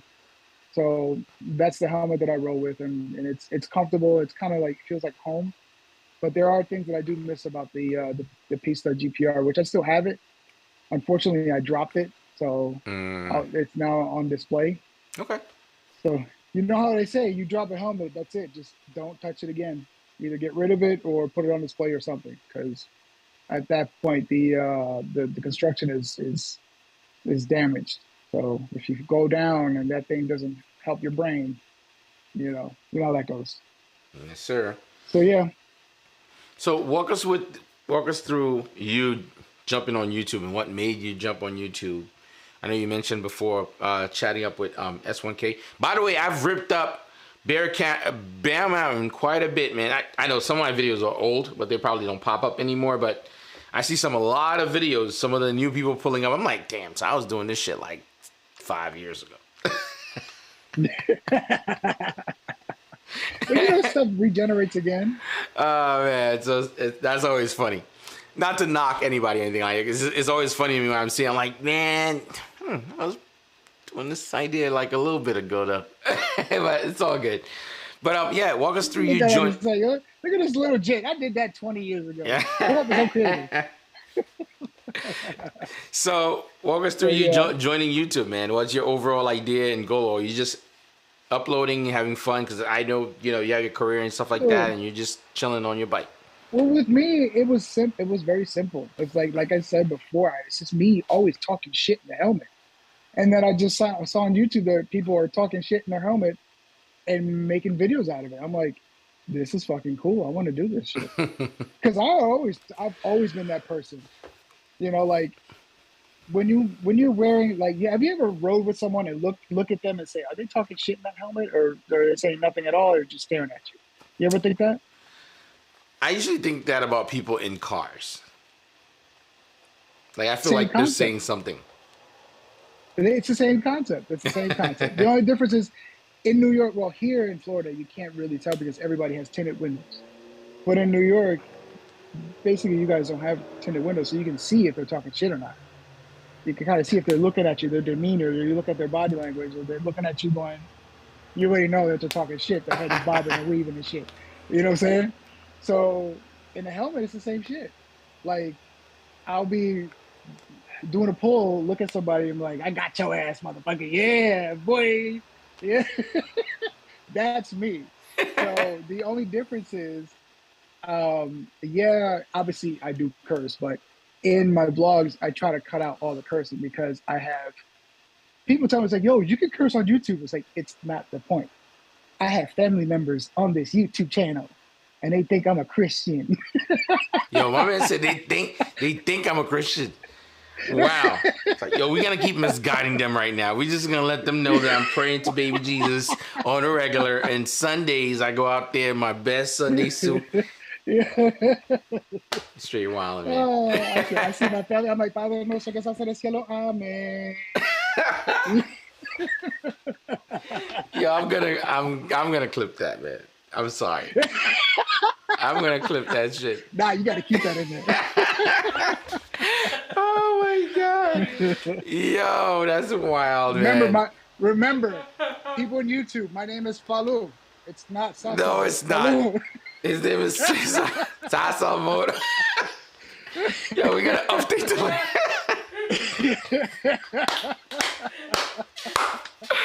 Oh, we gotta update the link, man. Stop playing.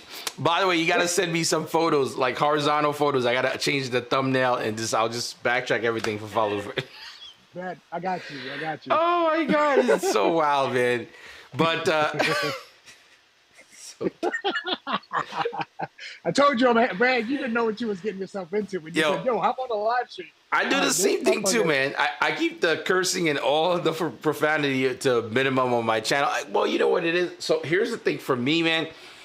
I really like working with companies and stuff like that, at least for opportunities for that. And I think whenever there's a line that you kind of cross, it's kind of tough for companies to mess with you once you do that. And also, I guess just being a little bit more trifling, like I can still get my point across without being completely vulgar, unless it's something that just pissed me off. It has to have the right context. Outside of that, it's just like me just spewing crazy stuff for no reason. So, but yeah, I share the same sentiment. You're right, man. I mean, but what are you gonna do, bro? I mean, it's all about for me. It's all about having fun. That's my little kid time.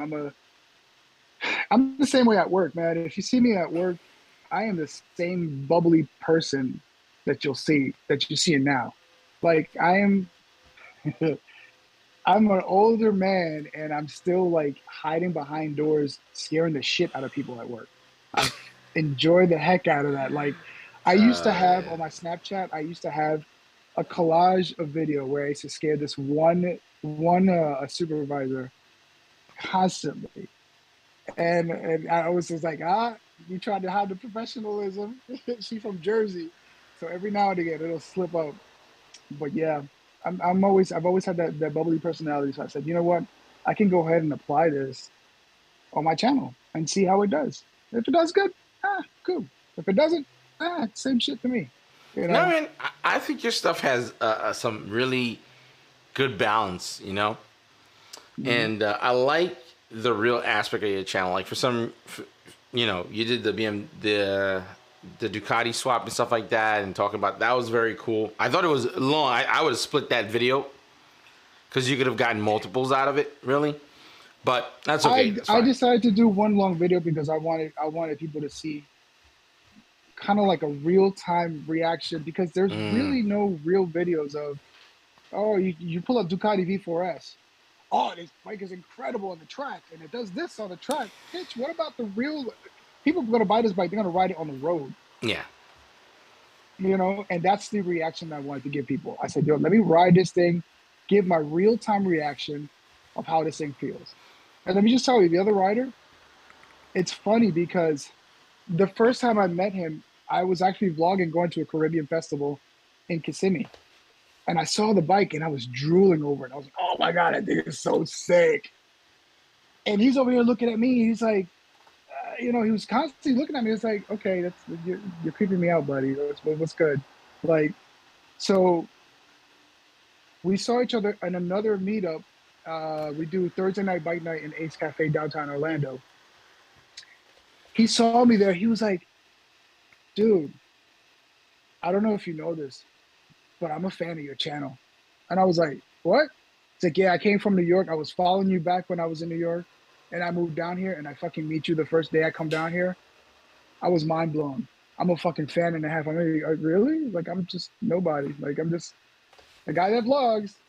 But it was so weird for me to experience that somebody like a fan of my channel. He was kind of like telling me how much he admires me and all this good. I'm like, dude, I'm just a regular person. And then I told him, we got in the conversation about his bike.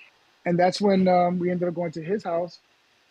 I ended up going in one morning to his house. It's like, yo, let's get a ride in before it starts to rain.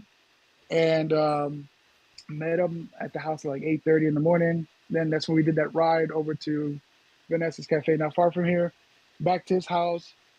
And it didn't stop there. The video stopped there. But this man actually owns a 2022 Harley Davidson Street Glide. I don't know if you're familiar with those bikes at all, but it was like a Street Glide, $60,000 motorcycle. We had to go to Harley Davidson. We rode, and man, we just had a blast. I meet his wife. I met his kid, and so yeah, he's become now one of my closest friends now. It's kind of crazy.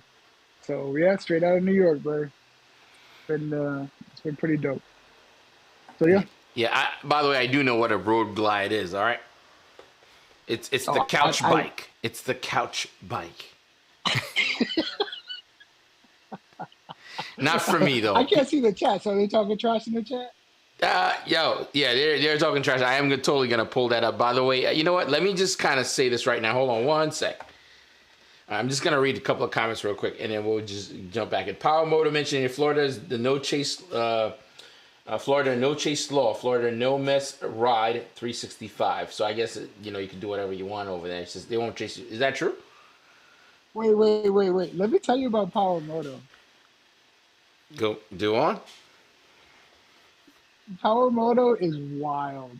Have you ever watched some of his? Yes, I have. Clips? I have. And watching his videos is a little tricky to me. I'm like, wait, is he writing? Is that him writing? Is that a compilation?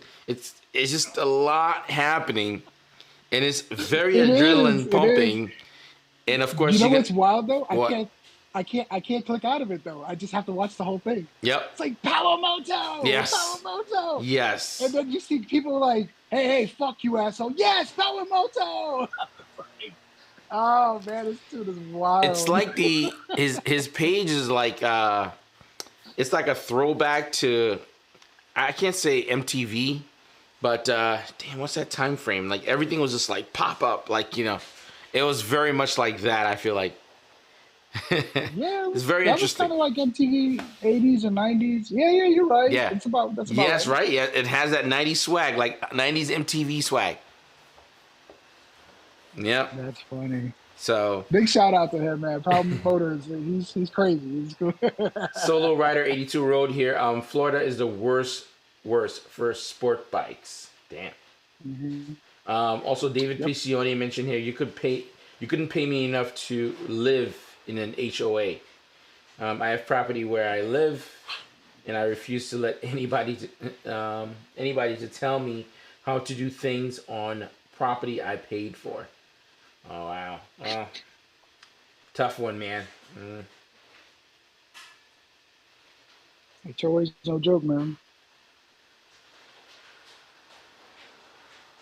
Oh my god. Oh, that guy Kel's actually I think that's probably the first time that guy Kel's probably seen one of my older videos. By the way, Elijah mentioned here now just won the Pro WBC Muay Thai title. Yeah, this dude's putting in some work. He's out here in New York, but he's seen him in doing like Netflix movies and really almost as if he's moving towards the UFC. So it's kind of cool. he rides out here in New York. I did a group ride before and bumped into him and stuff. Really kind of cool. And again, you know, whether it's motorcycle or anything else, it's always great seeing people do well. So, you know, I don't stay too much on social media because it just, like I said, there is a little bit of narcissism. Even myself is part of that. Of course, if I'm doing social media and I really try to separate a little bit. And very, very cool guys. Great to see him doing really well. I think he has like two daughters and stuff like that. And then he's doing his fighting thing, which is really dope. He rides, by the way. He has a Triumph Speed Triple. So that's pretty cool. Interesting. Mm-hmm. Yeah, there's a lot of people out here, man. There's a lot of people out here, and the one thing that I like, the one thing that I'm really digging with what current New York is doing, which during the time when I started, it was not a thing. You know how it is. You're from New York, man. It's either someone's hating on you or they have the screw you type mentality kind of thing. We didn't have like this whole, I think the current vibe with motorcycling and motovlogging in New York is really cool. Everyone's kind of linking up, you know, no, it doesn't matter who's who. Everyone's just riding and doing, you know, plugging each other, which is kind of dope. And I was trying to do that for so long, and for some reason I just couldn't get it to take off, man. It was kind of a rough thing, but it's really dope seeing that happening now, really.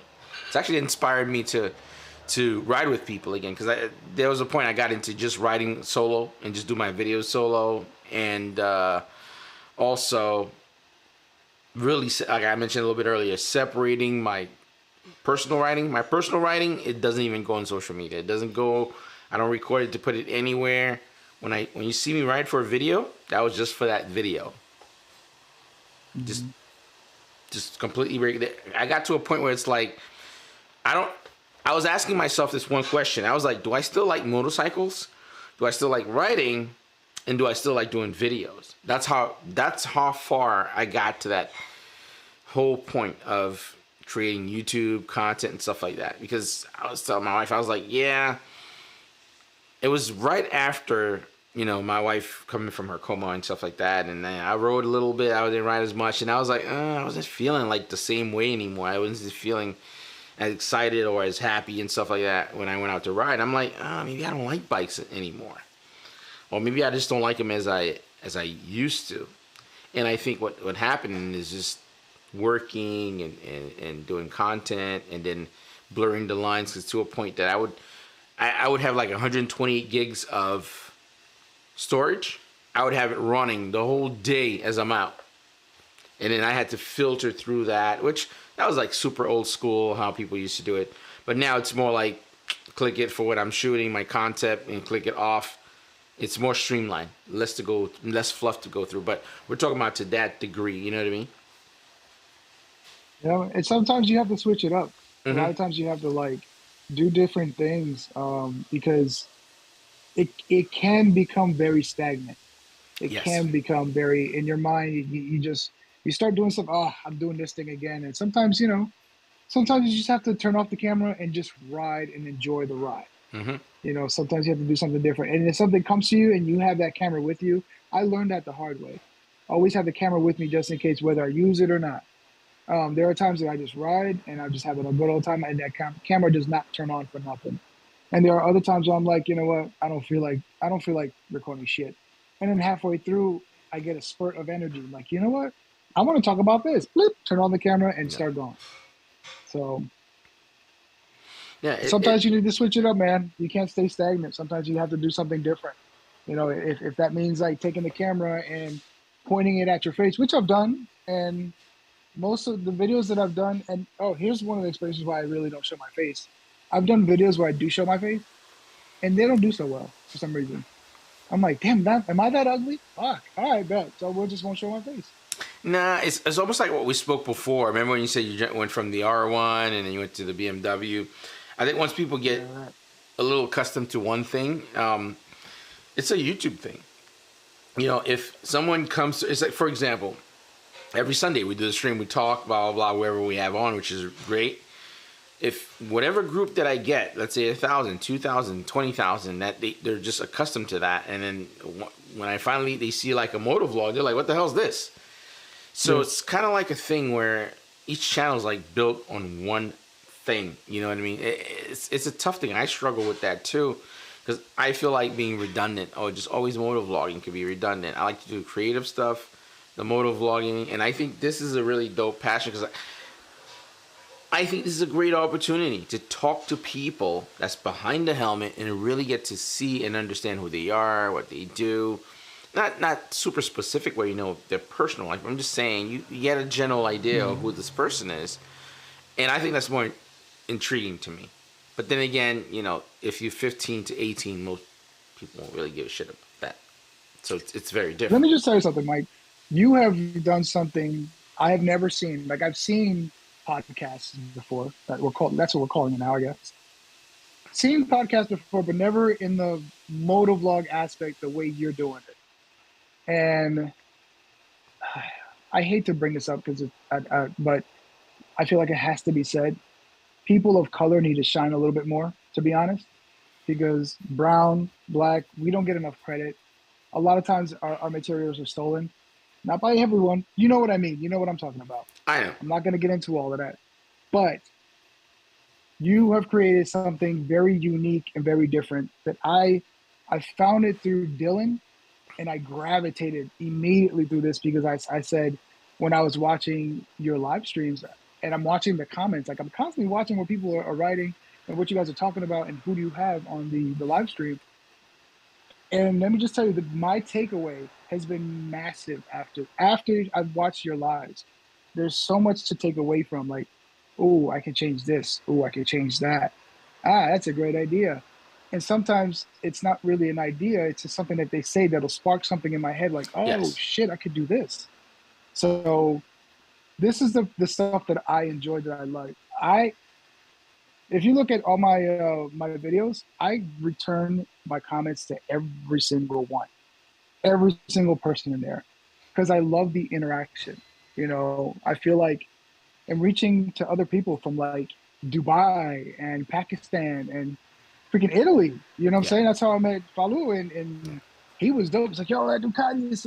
I think he's under the impression that Ducati is mine, which I'm like, I meant to reply to him. I was like, no, Ducati's not mine. But I think he's under the impression that it's mine, but it's not. But yeah, it's the takeaway. It's more of it's like a kind of like a classroom to me. Like you sit down, you learn a lot of stuff, and I apply that almost immediately. Like the next day, I'm like, oh, I'm gonna do this, I'm gonna do that. You know, I'm gonna change stuff up. You know, and I apply some of the other stuff. Just like people ask me all the time, like, why Sasomoto? Why would you name it? Think about it. It's a seasoning. Seasoning, you can apply it on almost anything. Your chicken, your rice, anything. And I don't want to name my channel, no offense to anybody, but you know, like, oh, Honda 1000K, you know, because what if you switch out to another bike? Yeah. Now that doesn't make sense, you know. And I was thinking more, okay, I'm Latino. I talk, you know, I like to talk about different things. Whether it be, I even play guitar on my channel, even though that didn't do too well, but I tried it. Yeah. You know, it's trial and error. Yeah, I mean, it's an interesting thing, man. Like I said, I like the stream, and every now and then I get people that's very interesting. Like, for example, one of the streams that I did, which I thought, I mean, it didn't do extremely well, but again, those things are like more evergreen. Like, people are gonna watch them later as things progress. The people will backtrack. When I spoke to Red Spade, it was a really dope conversation. She dropped a ton of gems about getting sponsorships or at least partnering with big companies. There's a lot of little things in there for people that either that's interested or that is just doing content, even if you're not doing motorcycle content, on how you could partner with big companies and the ins and out of it. When I did Cali Moto TV, he's like an avid track rider. Both him and his girlfriend, they have tons of knowledge about riding and do's and don'ts. Like each one of them, even when we did Ebe, it was great just hearing his beginnings, because again, people sees I mean, it's just a human nature thing, you know. Very unless you've had your own struggles or understand where you came from the bottom as well to understand where somebody get to. A lot of people feel like Abe is this douchebag, you know. Yeah. And the whole structure of the conversation was really, hey, that's not what you think. And I've known Abe, you know, from the jump. Like you were talking about years ago. Nothing has changed. Everything with him has been the same. Same, absolutely the same. He's trying new things. Like I see him. I see him every now and again, and I don't know what video it was. I saw that he put up a drone, some drone footage. You know, the He was doing that a couple of years ago. He's just bringing it back. Okay, okay. He was doing a 'Cause couple of years ago. the first person I seen to do it was Fastlane, and then No, there's a lot of I people don't think doing it I've ever before. seen. There's been a few people that've done it, but not as consistent as Fastlane. Well, Fastlane is in a state, I think, where it's not as severe. Like, for example, I have my drone. I love flying it, and then it just got, when Casey got busted for flying it, I believe that with him being so popular, that they started cracking down on drones. Like in New York now, you really can't. Like if you go in Long Island, Jersey, you can probably, but anywhere in New York City, you fly that, it's a bad luck for you. Yeah, yeah. That's he flew his drone, and apparently a cop showed up. He was at the top of it was his last video, I think. He was at the top of a parking lot, flying his drone, trying to get some footage, and the cop just showed up out of nowhere. It's like, yeah, we got notification or something. I think these drones For now whom? have like some sort of GPS system. Which one? where they can Fastlane? track it. Yeah. Watch his Oh, last wow. video. Yeah. No, I didn't see that. So here's the thing: is with Casey. Casey did it before, and he got a letter from the aviation thing. They were like, "Listen, if you do this one more time, the fines are like $250,000 to $500,000." So I think that nerfed that whole industry, actually, the whole drone thing. And I was super psyched. I mean, granted, I have a bunch of drone shots when I went out to Texas, even Texas when I went to see MotoGP. It was like, don't even bring your drone to Coda. You can even just bring it. So they're super serious about it. So, but it's a really dope aspect though, adding that level of entertainment to your videos. Yeah. It's about I want to be like, I like to be different. Like I want to do my own thing. I like to about, bikes are great. It's one thing that we all have in common as far as bike riders. Mhm. But I also like to talk about like I'm kind of like creating kind of a trend. Somebody told me, it was like, I like your story times. I'm like, oh really? So I kind of created like a trend. I'm like, all right. So if I have something serious to talk about that's in my head that I want to bring out that's personal, I'll call it a story time. Like, yep, story time. So I went through this, that, and the third, and I just go with that. So just kind of creating your own niche. And I know that when you're first starting to motovlog, you're first trying to figure everything out as far as equipment goes. Is the mic working? Is the camera working? Because I've had several occasions where I'm talking so much shit, and here goes 45 minutes, and I get there and the camera didn't even start rolling when I remember hitting the record button, and I heard it go beep beep, and I saw the flash and nothing recorded. Yeah, I think that's a learning opportunity. I think we've all been there on that one. Every single one of us. I've been there too, man. I've done it, and I'm like, dude. I remember being at Catskills. We went to Bear Mountain, and then right after that, we ended up going to Catskills, and we were just ripping hard. Dude, I was such a good time. I don't know, when you're going through Bear Mountain, right after you go through the mountain and stuff like that. Not when you go above and go down, as if I don't know. I think when you're heading to Catskills, there's like a little route. You could see when you pull over to the side, it's kind of hard to explain because I don't know the roads like that off the top of my head. You can pull over and stand on the side. You'll see the train, and you can see the river also, the Manhattan River. Sorry? Oh, Hudson River? The Hudson River. That little route was so good, dude. I was ripping that so hard, and I ended up going back. Did you take the Taconic Park? Mm-hmm. Yeah. Okay. And I kind of think I know what you're talking about, where you can kind of see the train tracks, kind of like an overview of Hudson River, and then the other side. Yes. Okay, Actually, yeah. Let me just see here. I might even have that rep too. But yeah, some of the best videos that I think I've rolled on that just didn't get any, just didn't work. But it's all good. Let me see. I'm trying to type with one hand here.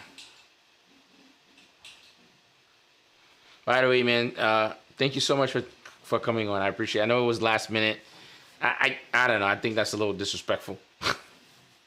Just me personally, You know man. what? So As weird as this may sound, I'm all about unplanned and unpredictability and just doing shit on the fly. So this is kind of my forte. well, what I think is kind of dope. I've always said this, and I actually mean it. I'm not just saying it. It's not just bullshit or anything like that.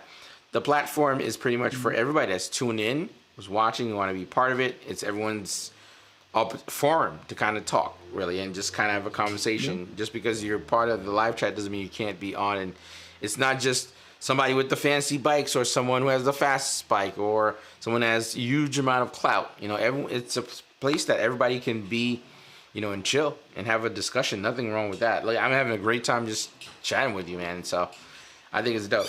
Yeah, like look, let me just say, one of my things one of the things that I plan to do that I said in one of my videos, which I'm actually doing. Mm-hmm. Anybody who reaches out to me who has like a channel and is looking to do something serious with it, I usually just give them a shout out on my channel and tell everyone to just follow. I haven't done it with your channel. One of my videos, I said, you know what? Go follow him on his channel. He's been doing great things. Like, I'll give that person a shout out. I did that with Falu at one point. There's quite a few cats that are still doing they're small in the smaller platform that I like to shoot some of my crowd over to them, you know, because I believe in sharing.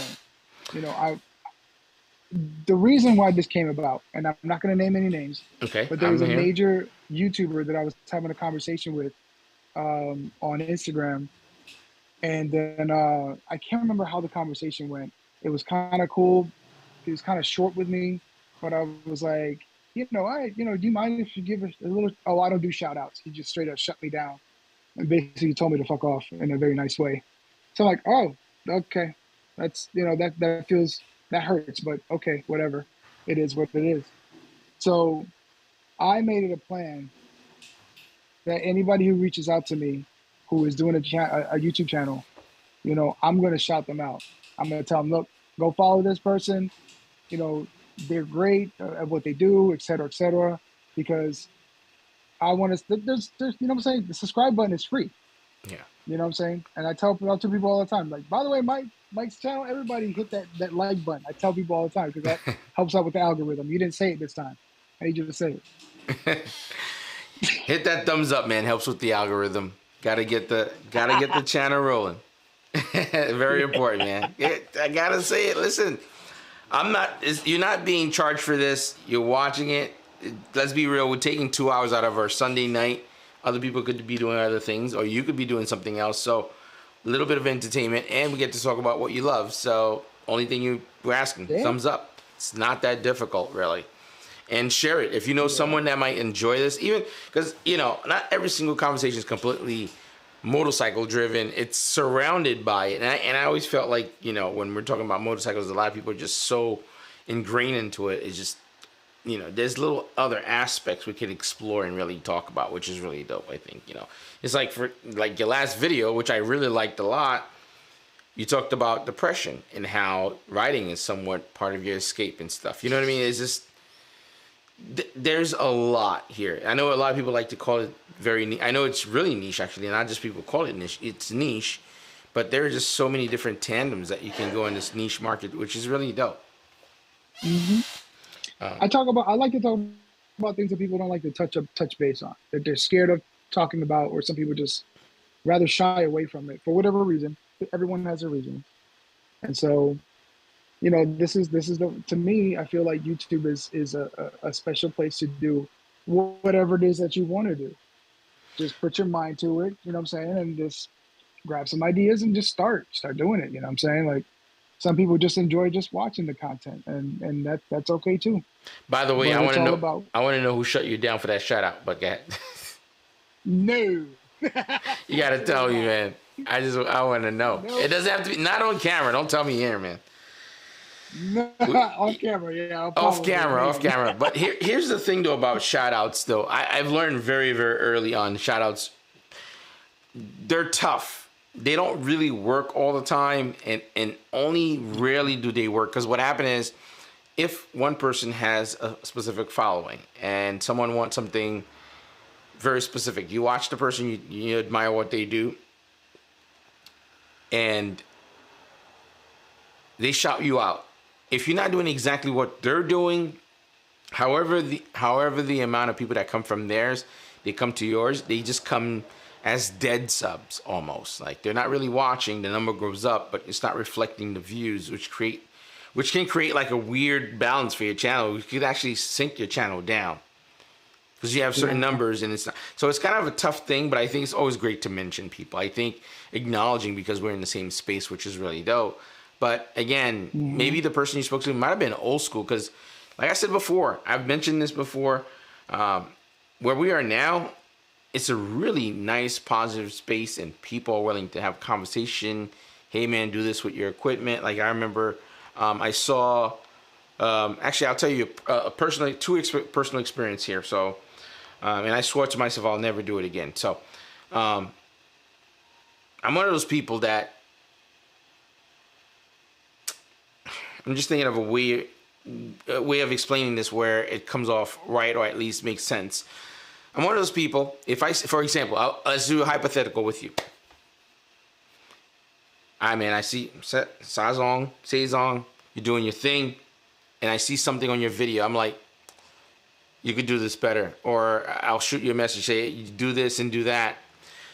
I've done that before, and it got taken out of context really bad. And the thing is, I see someone that looks like me or trying to do something similar to me, and I'm like, oh yeah, I could see that could be good for you because I made the mistake. And it's been taken out of context really bad. So now I swore to myself, I'm just going to keep my mouth shut. Somebody's doing something. If it's trash, I'm going to be like, yeah, it's great. It's not my business to tell you that it's great. Now, I'm not saying, because it's so easy how people take, because it's a thing. Everybody think someone's a hater on them. Because the way I look at it, if someone's doing something similar to me, like motorcycles just like me, and something is off on your videos, and I know how to fix it, and I've made the mistake, I'll tell you. And it could be, granted, it might not just be them. It could be me too, because every now and then you could deliver something, your tone could be different. And it's sunk in. When you try and tell someone something online through a chat, even though what you're trying to convey might be good, they might not be reading it in the tone that you're saying it. Now, here's the thing. Like I said, constructive criticism is something that I take well. Like for example, Falu told me one day, hey, love your content. You might want to change the camera angle to show the cluster a bit. I'm like, okay. Uploaded the next video. I say, what you think? Better, a little bit lower. I'm like, all right, bet. And I did it. These are little things that I'm probably not seeing because I'm more focused on editing the video on the back end and making sure that everything looks good and my transitions and zooms in and zooms out, because you have to do the zoom in and zoom out, because if not, people start clicking out of your channel because it's not interesting. You have to keep it interesting. And so he told me just to, the slight change of the camera angle, and that helped out a ton, because when I looked back at my previous video before I talked to him and after, it made a world of a difference. Then I uploaded that video with the Ducati V4S, and I was like, yeah, this is perfect. And I had to thank him. I said, yo, thank you so much, bro. You helped me out a ton. He's like, yeah, absolutely. So, you know who's been honest with me on YouTube? Who? Ebe. I can see that. I think I've seen him. I think I saw like a video clip from someone else's channel correcting somebody. You should do it like this because X, Y, and Z. I'm like, that's pretty dope. Yeah, but I like people like that. He's gotten the same thing as me too.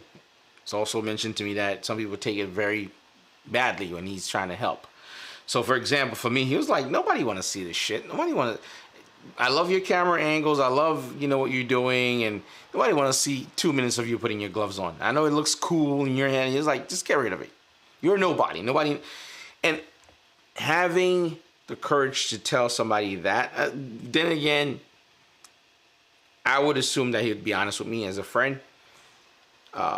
You probably wouldn't tell anybody this, but it made a difference. Like it changed my pacing a lot. which is a good thing. But I think in some cases that some people wouldn't take it well. But I think it's great, man. I think what we have now is something that's really cool with motorcycles and motovlogging, and I believe New York was gonna make a nice big splash moving forward. But what happened is every time New York starts moving forward, snow season happened, and I think everything goes dormant. That's what's tough about New York. That's why you need to get a dirt bike, Mike. Get out there. Listen, man. We'll talk outside the stream. I got something for you for them. Yeah. Yes, sir. My neighbor's gonna be calling the cops over here, boy. we're not in the hood no more. They allow me to level up a little bit. Oh, jeez. Let you live just a tad. Man. But yeah, I got some good stuff coming, man. I'm probably gonna be heading down your way too at some point, man. I know I've mentioned this before in the stream. I'm trying desperately to get like a Sprinter van and just load up a couple of bikes and just really traveling around, just linking up with everybody, just riding, man. It's weird that you mentioned that because I have a Civic Si and I love this car. I love this car to death. But I'm in a situation where it looks like my parents are getting so much older, and health-wise, they're okay. So far, they're okay. But I'm already thinking ahead, like, okay, I might have to get rid of this car because it's a two-door coupe. When I bought it, I was like, I'm a single guy. I got no kids. I'm not planning on having kids. Not in this motherfucking age. And just... I know where you're going with that one. I need to get rid of the car. Nah, I'm not. Is that your grandson? No, that's my son. No, I'm not trying to be that guy. Yeah, I was looking into getting like a 4-door pickup so I can load my bike and if I want to go up to New York and visit family, I can load up in the back and just kind of meet up with you or something. Yeah. And same thing goes to you if you guys ever travel down here. And if my house is up and running, dude, I have a 3-bedroom. Those are the 2 bedrooms when I got to do nothing, so you're more than welcome to come through. Thank you, man. Yo, I'm telling you, I get the same thing from people. Dude, I went out to Detroit and stuff, and everybody's like, yo, ride my bike, man. You got to ride my bike. I seen you. It's just the camaraderie amongst it. It's so good, man. It's really, really dope. I know it's not huge numbers being pulled here. You haven't ridden a real bike until you've ridden the S1K. I actually had Eves for a day. I love that bike, man. I was which one? This close. The M package, S1000RR M package. I love the so the ergonomics is awesome. Easy to ride. I know a lot of people are like, yeah, the camshaft, but you could tune it. Still, for me, it's plenty even without doing it. It's a lot, dude. I don't go wild anymore. I try to be a good boy in the street. Same thing here. I'm not trying to pay no high insurance, man. All right, I'm just not. Listen, man, they get you where it hurts the most, okay, in the pockets. Yeah. And your boy do not like. Listen, you can do anything to me, but just don't hit me in the pockets, man. Wait, Mike. Here's an idea. What? You can use the AARP card. Oh my God, I'm far from that.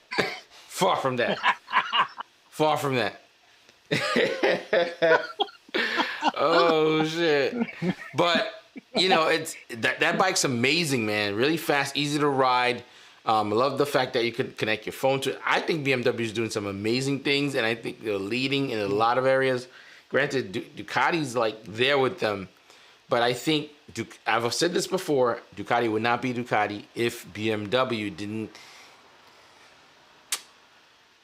For about a couple of years, BMW took the torch, and everyone just wanted an S1000 everywhere you went. And I think Ducati said, listen, we love doing race bikes. These people are doing race bikes for the street. And that's where BMW, they put cruise control on the race bike. Now you can connect it to your phone, hear your music, follow the direction. They're doing the right thing. Like, for example, my Street Fighter, for you to do your Bluetooth setup, you have to pay an additional $400. They got you on that Ducati tax. So I don't understand why Ducati doesn't make cruise control. I don't care about all that stuff. Give me cruise control. That is for me, that's a big thing. I use that religiously. I think it's an Italian thing, man. No? Our bikes are race bikes. We don't need the cruise control. That's what they're probably saying, dude. But you wanted the pizza, huh? You Yeah, want the we pizza. want the Okay, pasta. okay. We want the pasta. I think As that's the Falou only would reason. say- As Falou would say, bella, bella, bella. Yeah, man. But you know what? They're gonna change up because you know what's happening. The industry's changing. You know, Triumph is adding new tech on their stuff.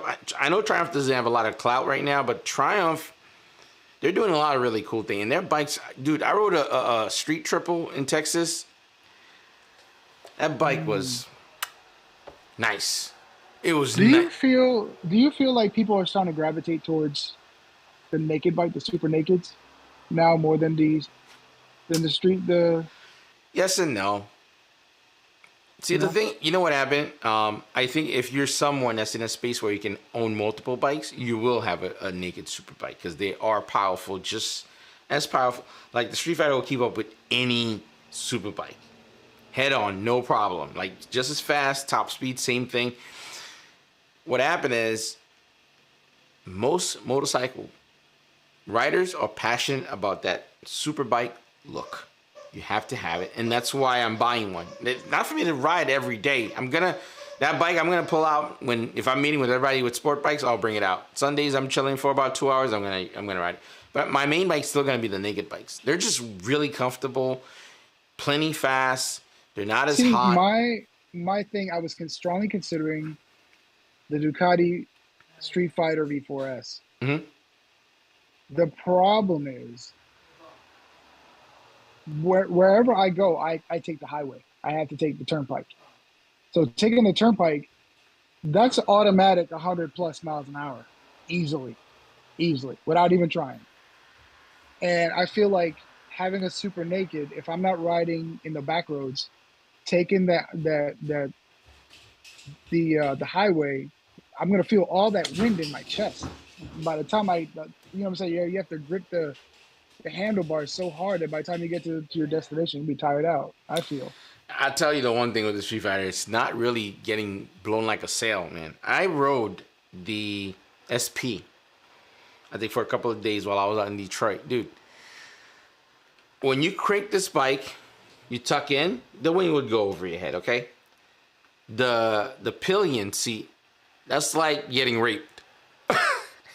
You're going so fast, it's pushing. Look at the back of the Ducati, right? You'll see the tail light. The tail is very cool. There's a little black thing just to kind of hold you in place for when you're riding hard. It's like you're getting sodomized at this fucking. You're going so fast, you're being pushed. I'm telling you, man, it's nuts. But you know, I don't see super bikes going away. You know, if you can't have more than one, you gotta have one. Like for me, I strategically chose to buy that last because I know it's not super comfortable. You can't ride it all day. I don't want to spend 30 grand plus 35 grand, and I could only ride it for about an hour. I won't feel as bad now if it goes into my driveway. I mean, even going from the S1K to the Ducati V4, yes, the S1K is still more comfortable, but the Ducati is comfortable in a weird way that I can't even explain it.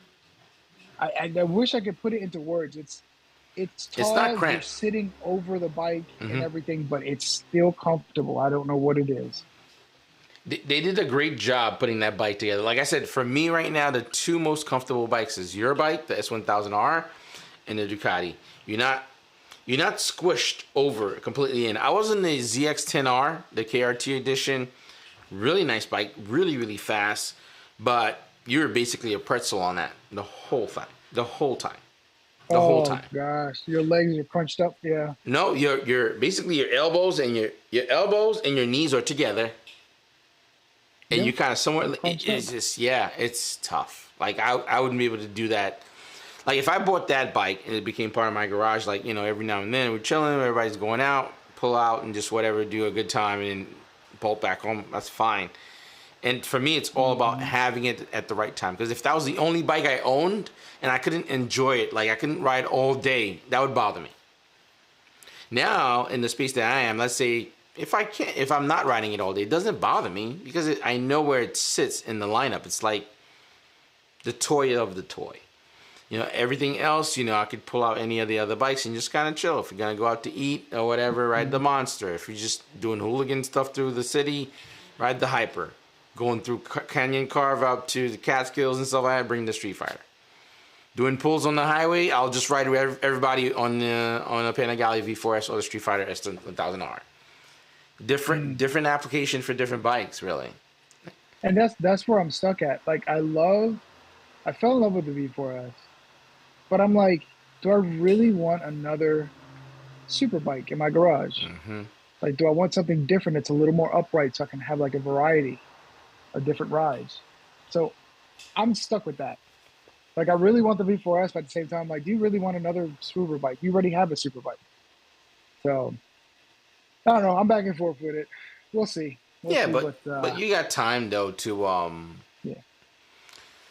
pick and choose. But again, like for me, it was very strategic just picking that bike last because now I could pick whichever brand that I wanted to, and I don't have to worry about feeling bad about that I'm not riding it every day. Because like I said, for me, the way I kind of, every time I go out to buy a bike, outside of it looking great, I'm looking at it this way. Am I spending a certain amount of money that I'm going to get the worth of it? Or is it going to sit there, it's going to be nice, and then when I do ride it, it's not as comfortable. And I'm like, damn, I just spent $35,000, and then now I'm riding it for 20 minutes, and I got to go back home. And I think a lot of people get to that point, and then like, I'm going to sell this bike. And then you see them on an adventure bike. They still want to ride, but then they've left that space. I think if you have the opportunity where you have multiples, and then you could have it, you know, because you're going to have an urge. No matter what bike you have in your lineup, super bike, supermoto, blah, blah, blah, cruiser, you're going to bump one day and you're like, man, I'm going to pull up and cycle gear meet up, man. I'm bringing my super bike. There's a place for it. There's nothing like it. Doesn't matter which hyper naked you have, how cool it is. When that guy pull up with the S1000RR M edition or whatever, it's. Let me just tell you that V4S is a chick magnet. Because I was just riding through, and the rider that was with me riding my bike, he was like, "Hey, look over there." And I looked over to my right, and there was a chick just like straight up staring. And of course, I don't know if you saw the video, but I zoomed in her face. Yep. And she was dead ass like. Well, I think there's a couple of bikes that are known like that. I think Ducati's known. I think the Ninja's known. Everybody knows what's a Ninja. There's certain brands that just automatically they're known, you know, in motorcycling. Whether you ride or not, people know about those bikes. So, but yeah, man. Yeah, I mean, but that bike is a total chick magnet. But she was like, "Oh yeah, I ride too." I'm like, "Well, come ride with us." And she was like, "Yeah, my husband don't let me." Your husband, sure, all right. But then I saw the kid in the back. I was like, "Oh, okay, maybe she does have a husband." Yo, my man said, "I'm not playing stepdaddy, man. Get out of here." Yeah, I'm good. Yeah, man. All right, man. I've held you long enough, man. I'm going to go through the chat here. I don't know if there's too much going on, but I'm going to give you some space here to kind of promote your channel, let them know where you could find you. I'm going to update the title and put your name in there and put your link and stuff, man. Guys, if you have any questions and stuff, by the way, if you tuned in, you spend 2 hours of your Sunday night, I'm not asking for much. Hit the thumbs up. By the way, support whoever's on, which is Sasong. I feel like I have to say it with like Sasong. Let's go. Yo, make sure you give him a subscription. Go to the description, hit his channel link, and subscribe. Help his channel grow as well. And again, I've always said this before. Doors always open. If you've been on the stream, you could always come back and come through and chat whatever you want, man. So this is not like a one-time thing. I'm going to give you the floor, let you promote, and then let people know where they can find you, dude. All right. What's up, ladies and gentlemen? What's going on? Your boy Sasomoto here in the building. Follow me at Sasomoto YouTube. All my other social medias are the same. Instagram, Facebook, if anybody even uses those anymore. Snapchat. I have somewhat TikTok in there too, just to have fun, because, you know, it's fun to have TikTok nowadays. I guess it's the thing to do. But hit me up on the channel. Any questions that you guys have. Also, like I mentioned before, if you guys are content creators and you're newer to the channel, or should I say to the YouTube world, hit me up. I'm always glad to help out. You know, like helmet setup with the microphone. If you want to set up your cameras, what kind of equipment that you should use, things of that nature. I'm really good with stuff like that. People ask me all the time about what kind of equipment do I use or what kind of parts do I use for my bike, et cetera, et cetera. I'm always open. Hit me up in the chat. Hit me up anywhere in the social medias. I'm always very, I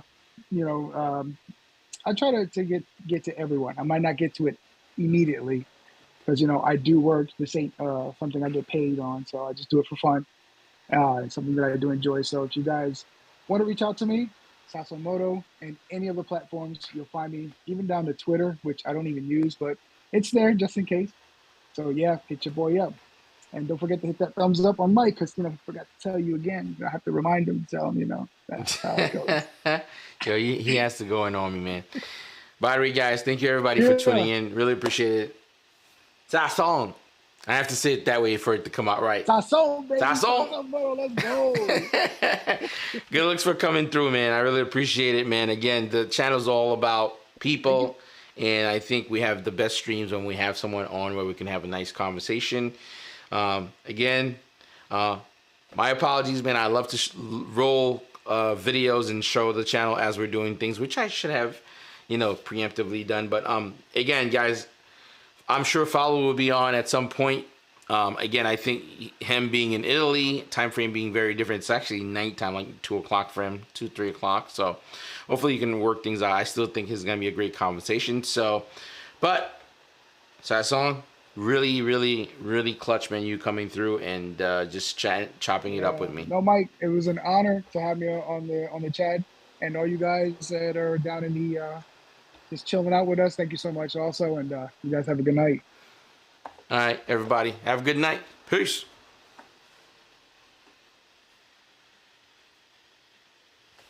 That was awesome, man.